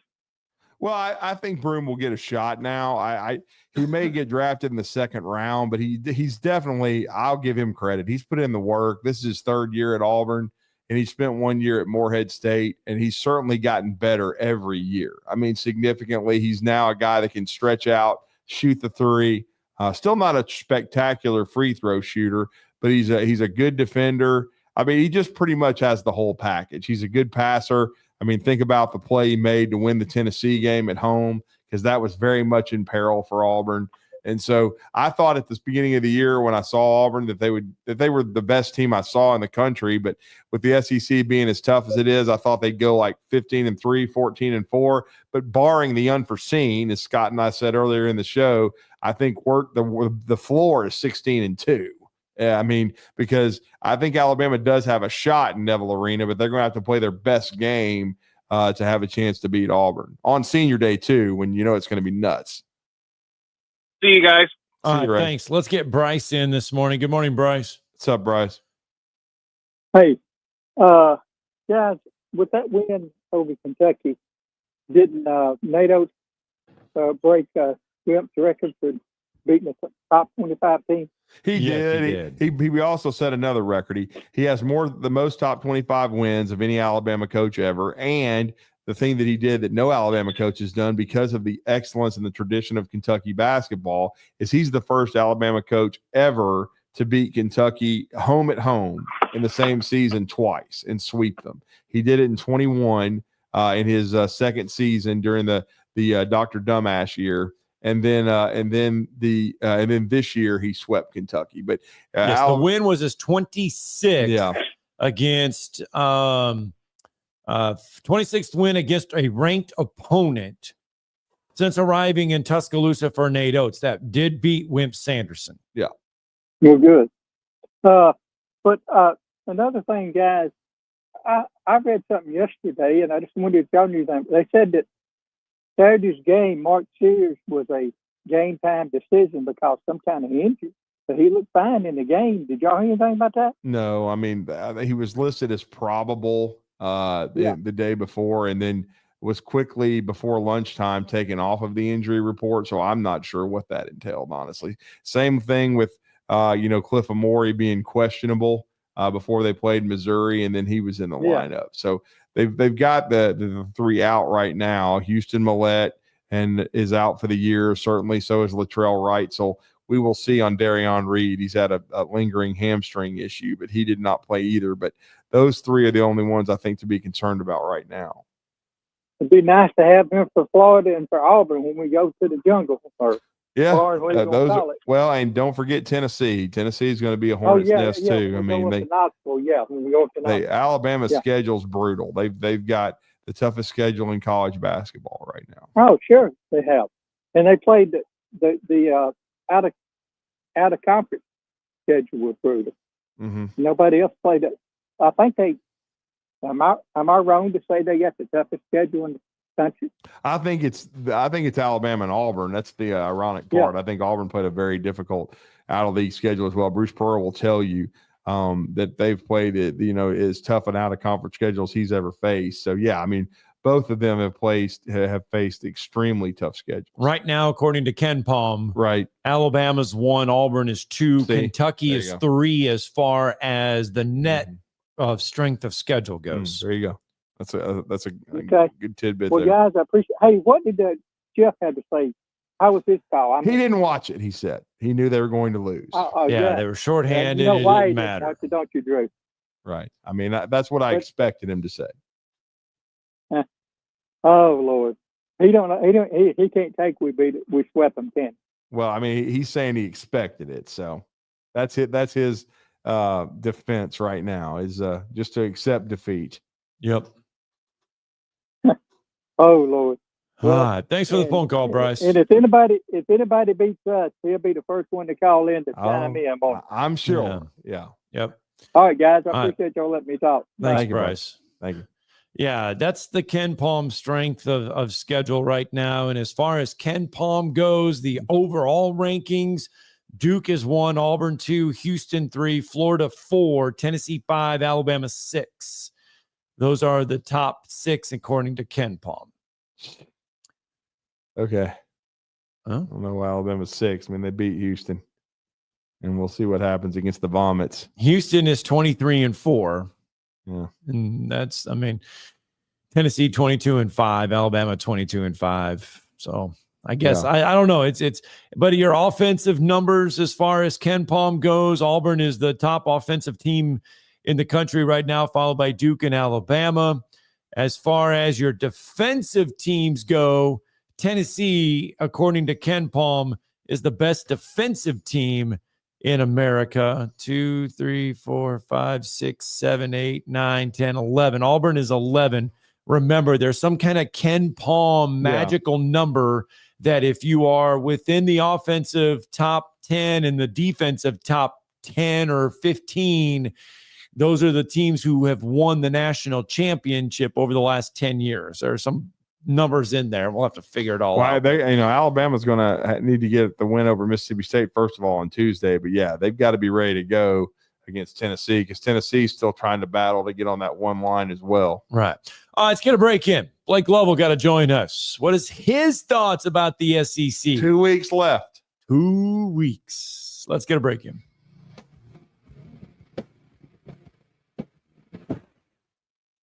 You're listening to Talkin' Ball on 97.7 ESPN, The Zone.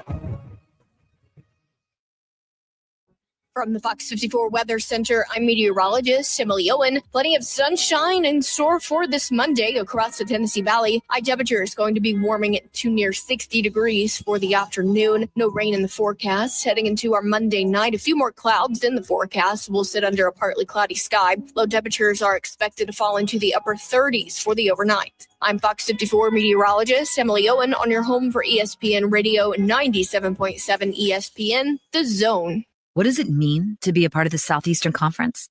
That you scheduled your wedding and even your child's birth around your school's game? Of course. But it means more than that. It means you're home to hundreds of Fulbright, Truman, Goldwater, and Rhodes Scholars. It means starting out as the birthplace of American public higher education, and now leading the way in unmanned spacecraft. This is the SEC. And here, it just means more. What does it mean to be a part of the Southeastern Conference? That there's an honest-to-goodness chandelier in your tailgate tent? Perhaps, but it means more than that. It means pioneering medical solutions to predict new flu viruses. It means leading globally diverse teams to eliminate starvation in developing countries.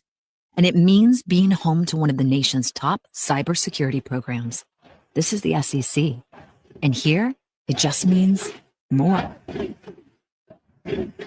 You've got to experience Toyotathon at Bill Penny Toyota. They've got the selection with over 700 new Toyotas to choose from. And they've got the extras with Bill Penny perks and a 10-year unlimited warranty. So get on over to Bill Penny Toyota today and experience Toyotathon. Bill Penny Toyota in Huntsville and online at BillPennyToyota.com. Bill Penny's Toyota 10-year unlimited warranty is valid through the 10th year of ownership. Valid on new vehicles only. See dealer for details. This is Steve Moulton for Lee's Magic Tunnel. Do you live out of your car? Does your car look like you've been well lived in? Then take your vehicle to Lee's Magic Tunnel, located on the Parkway. Any size of the vehicle, it doesn't matter. Lee's will get it clean. Offering many types of washes, but getting it clean inside and out. Ask for the manager special. That's at Lee's Magic Tunnel, located on the Parkway, and located online at leesmagictunnel.com for more information. It appears we've got a stalled vehicle eastbound on 565 between Greenbrier and County Line. The ASAP truck is there. They're in the left lane, pushing traffic over to the number 2 and number 3 lanes to get around that one. Got a wreck southbound County Line at 565. That one reported injury, but they canceled Himsey. And had one eastbound 565 at Glen Hearn that may be wrapped up already. One on 20 westbound at Blue Hollow Road in Town Creek also may be trying to wrap up. From routine care to heart failure, Dr. Randall Burns and the team at Huntsville Heart Specialists on Bob Wallace have the expertise to care for all matters of the heart. Captain Eck in the Valley Skywatch Traffic Center. We are your home for Charger basketball. Tommy Murr swings it over to Campbell. Campbell on the wing for the lead. Oh my God! We are 97.7 ESPN, The Zone.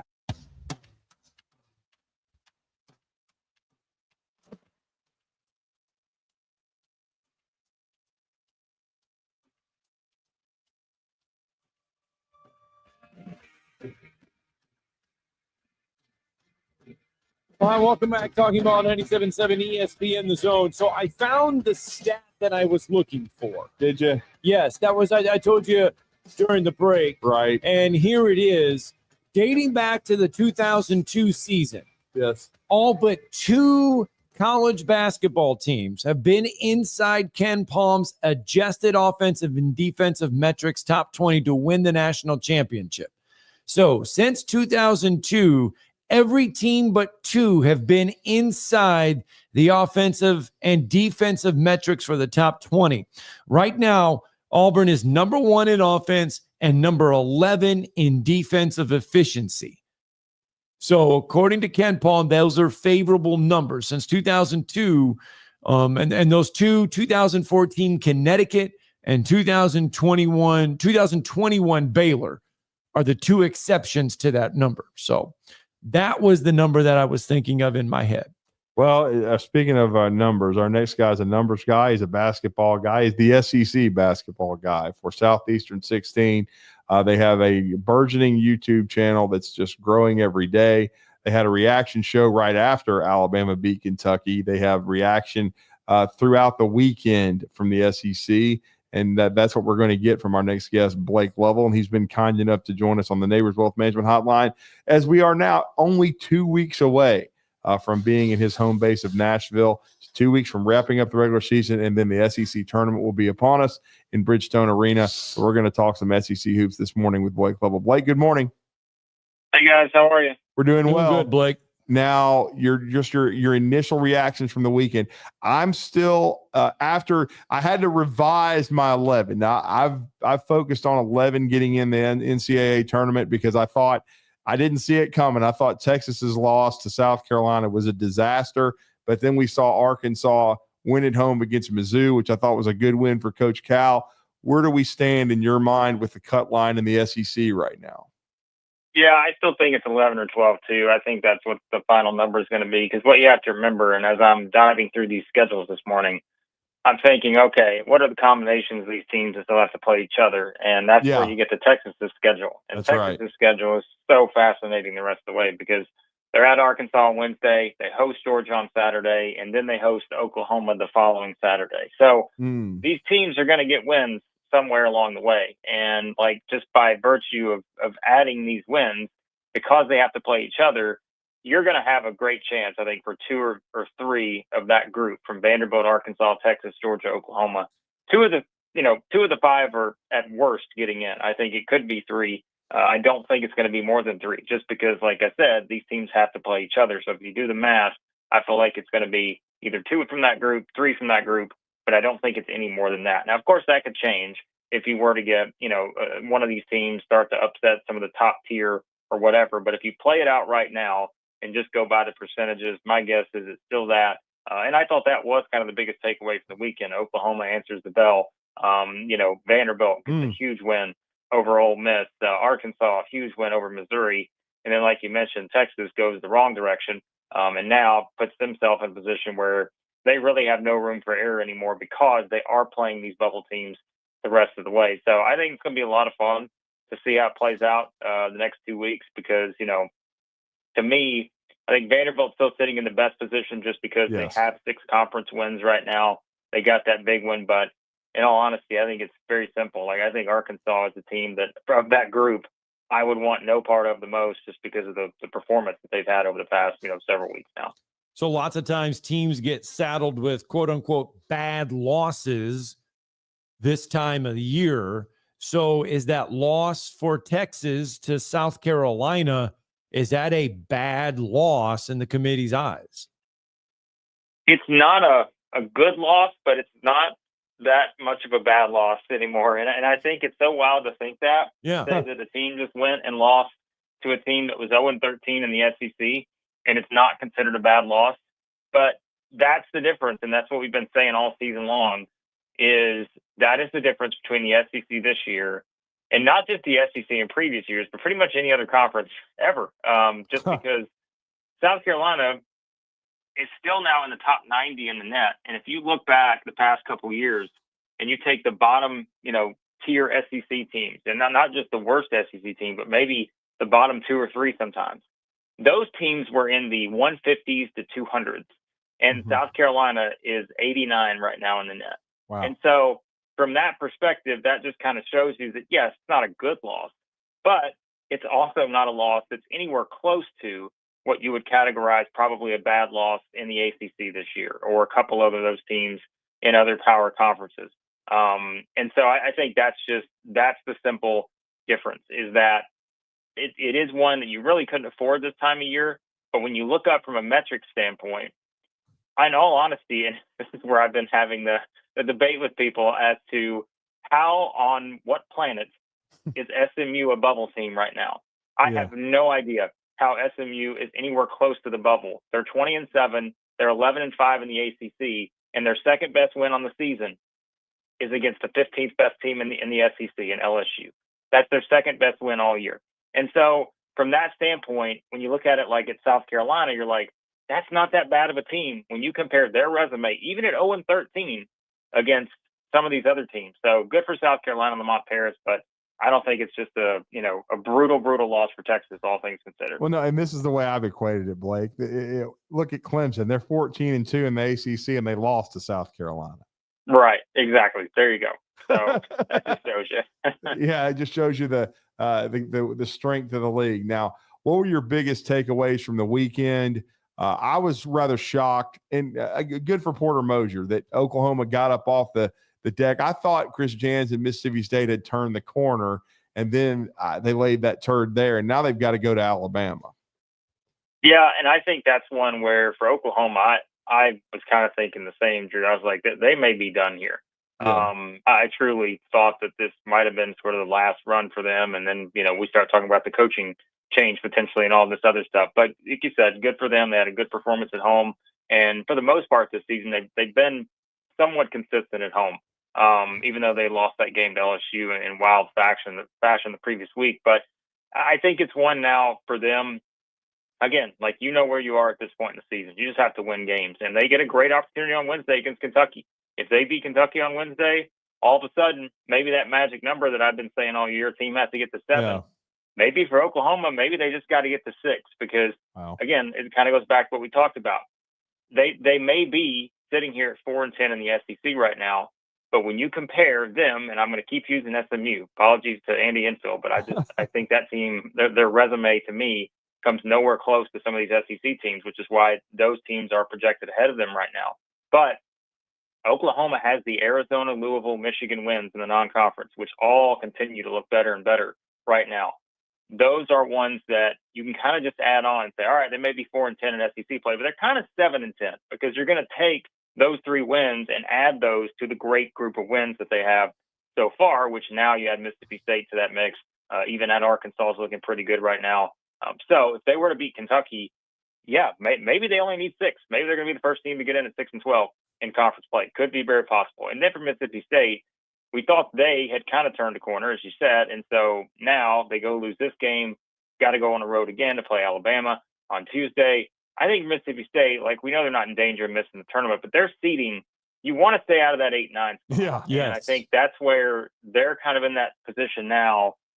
If you lose at Alabama, it's not going to hurt your resume. But then it comes okay, you got to beat LSU, you got to beat Texas, and if you win at Arkansas, then you're for sure staying out of that 8-9. You're going to be 6 or 7 at that point. So for them, it's about seeding. And again, you want to avoid the 8-9 because here's the thing, guys, for all these SEC teams. The reason you want to avoid the 8-9 is because most likely you're going to play Duke because you can't play any of the other 3 SEC teams who are going to be number 1 seeds, right? So you got to stay out of the 8-9 game. If not, you're going to get paired with Duke, and I don't think anyone wants that right now. You look at the SEC tournament, and right now Arkansas is 5-9 in the league. Mm-hmm. Their schedule down the stretch. And you want to talk about being able to control your path, at least going into Nashville. They play Texas, which is ahead of them. They play, or not ahead of them, but they play Texas. They got Vanderbilt, which is ahead of them in the standings. They got Mississippi State, which is ahead of them in the standings. If John Calipari and something could find a way to go 4-0 to close out the season, there is a chance, if everything else falls aligned, they could move out of the 8th spot and not have to play on day 1 in Nashville. And it is wild to think about, but I think there is a great chance. And boy, I say this knowing that this is the SEC and they could very well go lose at South Carolina at Vanderbilt. But I do think there's a great chance that they could go 4-0 here to finish the season because it is all about performance. And I think when you look at the way these teams are playing right now, we do our power rankings every Monday, and we're going to do them here in a little bit. And I know for a fact that Arkansas, by some people on our staff, have been voted in the top 7-ish in the SEC. Because if you're voting the teams right now, and you're talking about who am I taking on a neutral court right now, I'm taking Arkansas probably over every other bubble team. I'm obviously taking them over the bottom 2 teams in the SEC. And I'm really having a strong debate over, I probably feel better about them than I do Ole Miss right now. Probably feel better about them than I do Mississippi State at times right now. And so That's all you need. And so from that perspective, I'm like, hey, I'd be surprised if Arkansas is not in the NCAA tournament at this point. I think, like I said, Vanderbilt's still the team that probably has a little bit of the edge, but with the way Arkansas is playing, I mean, that will decide some things whenever they play on March the 4th. But I love the way they're playing, even in losses, right? I mean, look at their last 4 losses that they've had over the past month. 3 at home to Oklahoma, which was kind of before they started to turn the corner. 4, to Alabama, 8 at Texas A&M, and then 7 at Auburn, where I thought they played pretty well in that game. So, yeah, I just think Arkansas has kind of finally figured it out, and they're a team I would want no part of in a tournament setting right now. And let me ask you this too. This has been our ongoing debate today about National Player of the Year, and you just brought up Duke. We know they've got Cooper Flagg, who is the best freshman in the country, but then you got Jonai Broome, who's the best senior. Who would get your vote for National Player of the Year, Blake? Yeah, I mean, again, it's like take your pick on what you value the most here. I know people are going to compare. Certainly, they have different resumes, and that they play different competition. We get all that. Duke has not played anywhere near sort of, just from an SEC standpoint. Like I said, I mean, I've knocked the ACC all year, but Duke has beaten Auburn. They've won at Arizona. They've won at Louisville. Like, they've got some good wins. Let's not kid ourselves and not act like they're not one of the top, 3 or 4 teams in the country, just from a pure talent standpoint. There's no question about it. And so when I look at what Cooper Flagg has done, I mean, he's been tremendous. Obviously, look back at the games, whether it's the 42 one against Notre Dame and just all the other stuff he's done this season. But man, I still just look at what Broome has been able to accomplish. And that's where, if you want to, grasp at straws here, pick apart a few things, sure. Like, Broome didn't play in basically 3 games this year. He missed the 2, only played, 2 minutes, I think, against Georgia State. So you could kind of, pick some of those things if you wanted to, but listen, I'd probably still go Broome. And that's for me, just watching every single Auburn game this season, watching the SEC as much as I do, to see someone who has done that in this particular league, which, like we said, historically is going to go down as the best league we've ever seen in a single season. Taking the best player from that's usually not a bad idea, but especially when that player has put up the numbers that he's put up to kind of lead Auburn to this point right now. And Blake, as far as we've got 2 weeks left, we've got 4 games, but for you, who is maybe the team or two to watch this week? I know we talked about Texas and Arkansas. Mm-hmm. They're certainly on the bubble, but what's going to intrigue you the most? Yeah, and I feel like this answer, any week in the season, it's like, if you had to tell me to pick 2 teams, I would pick one team, could be anybody, and the other team is always going to be Kentucky. Because it's just like, right, when you look at the way their season has gone, I feel like they every single week find themselves in that position where they're like the team of the week that you have to watch because you just don't know what's going to happen. And it could impact this, it could impact that. And what do you know? Here we are again, because they go to Oklahoma on Wednesday. Kentucky has not played well on the road. We talked about that. And you just don't know who's going to be playing. You don't know if Lamont Butler is going to be back. Jackson Robinson, we know Kirk Reese is probably not coming back just yet. And so still down potentially 3 point guards. And you just don't know how this whole thing's going to go for them, especially against an Oklahoma team who has a lot to play for now. And so I'm fascinated by that. But then it's like, okay, who cares what happens on Wednesday? Then they host Auburn on Saturday. Wow. And with the way, Kentucky plays at home, and we've said that, like, they have been so good at home, minus really that Arkansas game where they just did not play well. That's a fascinating game for Kentucky to know that they have beaten so many top-tier teams this season. I mean, look at their group of wins. You can compare them to anybody in the country when you talk about a team that's beaten Duke, Gonzaga, Louisville, Florida, Tennessee twice, Texas A&M, Mississippi State. I mean, they have so many good wins.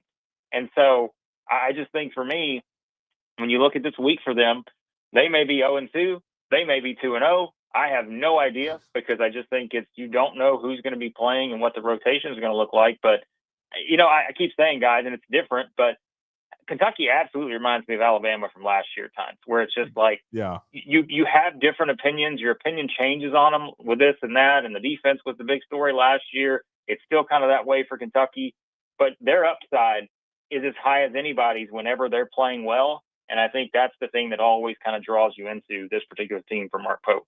Well, it's Blake Lovell, Southeastern 16. My man, let everybody know how to follow you and what you guys have coming up. Yeah, I always appreciate it, guys. Yeah, find us on YouTube, Southeastern 16. Lots of fun stuff, of course, this week. Get you ready for the stretch run of the season and everything else. You can follow me on Twitter at @TheBlakeLovell. Thank you, All sir. right, thanks, Blake. Thanks, guys. All right, let's cash in that final break. Tomorrow's headlines next.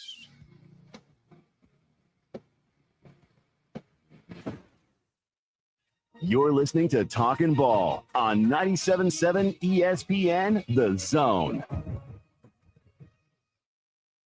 It appears we've got a stalled vehicle eastbound on 565 between Greenbrier and County Line. The ASAP truck is there. They're in the left lane, pushing traffic over to the number 2 and number 3 lanes to get around that one. Got a wreck southbound County Line at 565. That one reported injury, but they canceled Himsey, and had one eastbound 565 at Glen Hearn that may be wrapped up already. One on 20 westbound at Blue Hollow Road in Town Creek also may be trying to wrap up. From routine care to heart failure, Dr. Randall Burns and the team at Huntsville Heart Specialist on Bob Wallace have the expertise to care for all matters of the heart. Captain Eck in the Valley Skywatch Traffic Center. Atlanta Braves spring training is on from Florida, and this 2025 Brave squad is ready to get after it in Northport. And he waylays this thing way downtown. Swung on a fly ball, deep left center field, heading towards the gap. That is down for a base hit. Acuna hits the bag at third. Here he comes. Michael Harris taking no prisoners. It's a sweep. 97.7 ESPN, The Zone. Eagle Masonry and Installation. It's right there in the name. Eagle is your one-stop shop for block, stone, or brickwork, monument signs, and outdoor kitchens and fireplaces. Eagle also offers the finest craftsmanship and insulation, including fiberglass or spray foam insulation, and of course, insulation removal. Philip Love and his team have years of experience, bringing the region the best in masonry and insulation services. For more information and a quote, visit insulatewitheagle.com or call 256-755-1556. Eagle saves you time. Eagle saves you money. This segment of Talkin' Ball is brought to you by University Kia, the #1 volume Kia dealer in the state of Alabama. Located online at universitykia.com.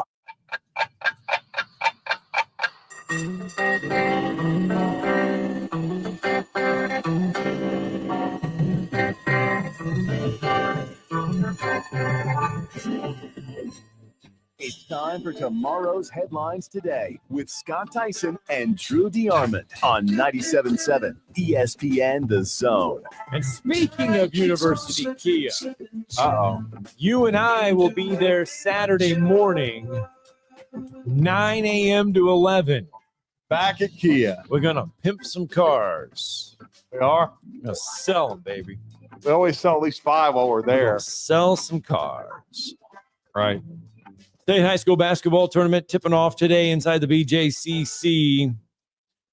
This is how it looks today. You got your 1A girls tipping off at 9 a.m. In 6 minutes, they will get started. Brilliant and McIntosh will be on the hardwood. Your 1A boys will be playing. Spring Garden girls, by the way, they will play at noon today. They're going to take on RC Hatch in a 1A girls semifinal. North Alabama, our area here, Oakwood Academy Adventist, they are going to play in the 1A boys at 1:30. They are also taking on RC Hatch. And then you have your 2A girls semifinals today. Decatur Heritage is going to take on Abbeville at 3 o'clock. And then the Pisgah girls is going to take on Highland Home at 6. And then in 2A boys, Decatur Heritage is going to take on Providence Christian at 4:30. And then Section is going to take on Tuscaloosa Academy at 7:30. So that is your action today. 1A boys, 1A girls, 2A girls, and 2A boys today. Yeah, I mean, a lot of North Alabama flavor, man. And then tomorrow is the 3A girls, 3A boys, 4A girls, 4A boys. Plenty of North Alabama teams in that one. Lauderdale County, Sylvania on the girls' side. You got Mars Hill Bible, and boys. Then you have, that's the 3A boys. And then in the 4A girls is, you got Good Hope, Plainview. They're both playing.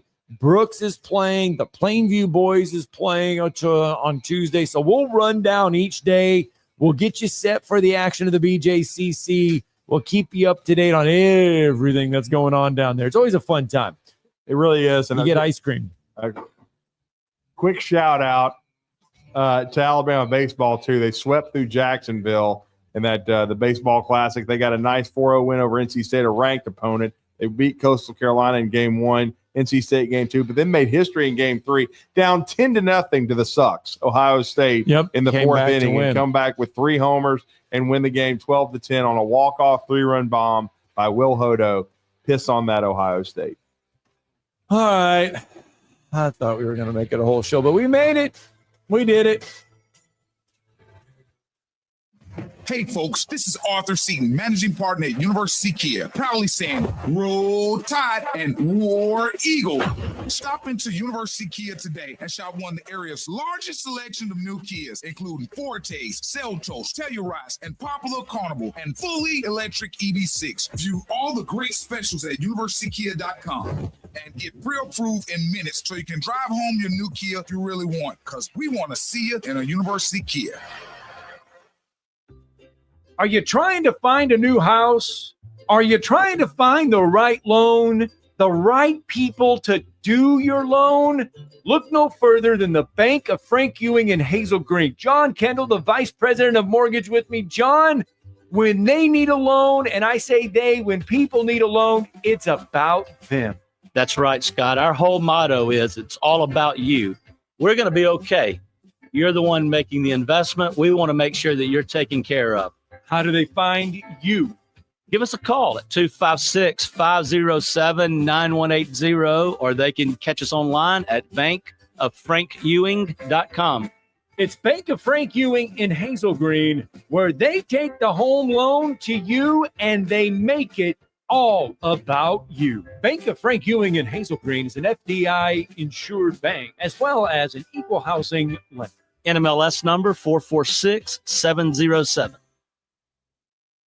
You can now do more without it costing you more. Alabama's attractions have come together to offer the all-in-one ticket that downloads to your mobile device. No matter how many attractions listed on the ticket you see during the time span you bought, your price stays the same. Pick the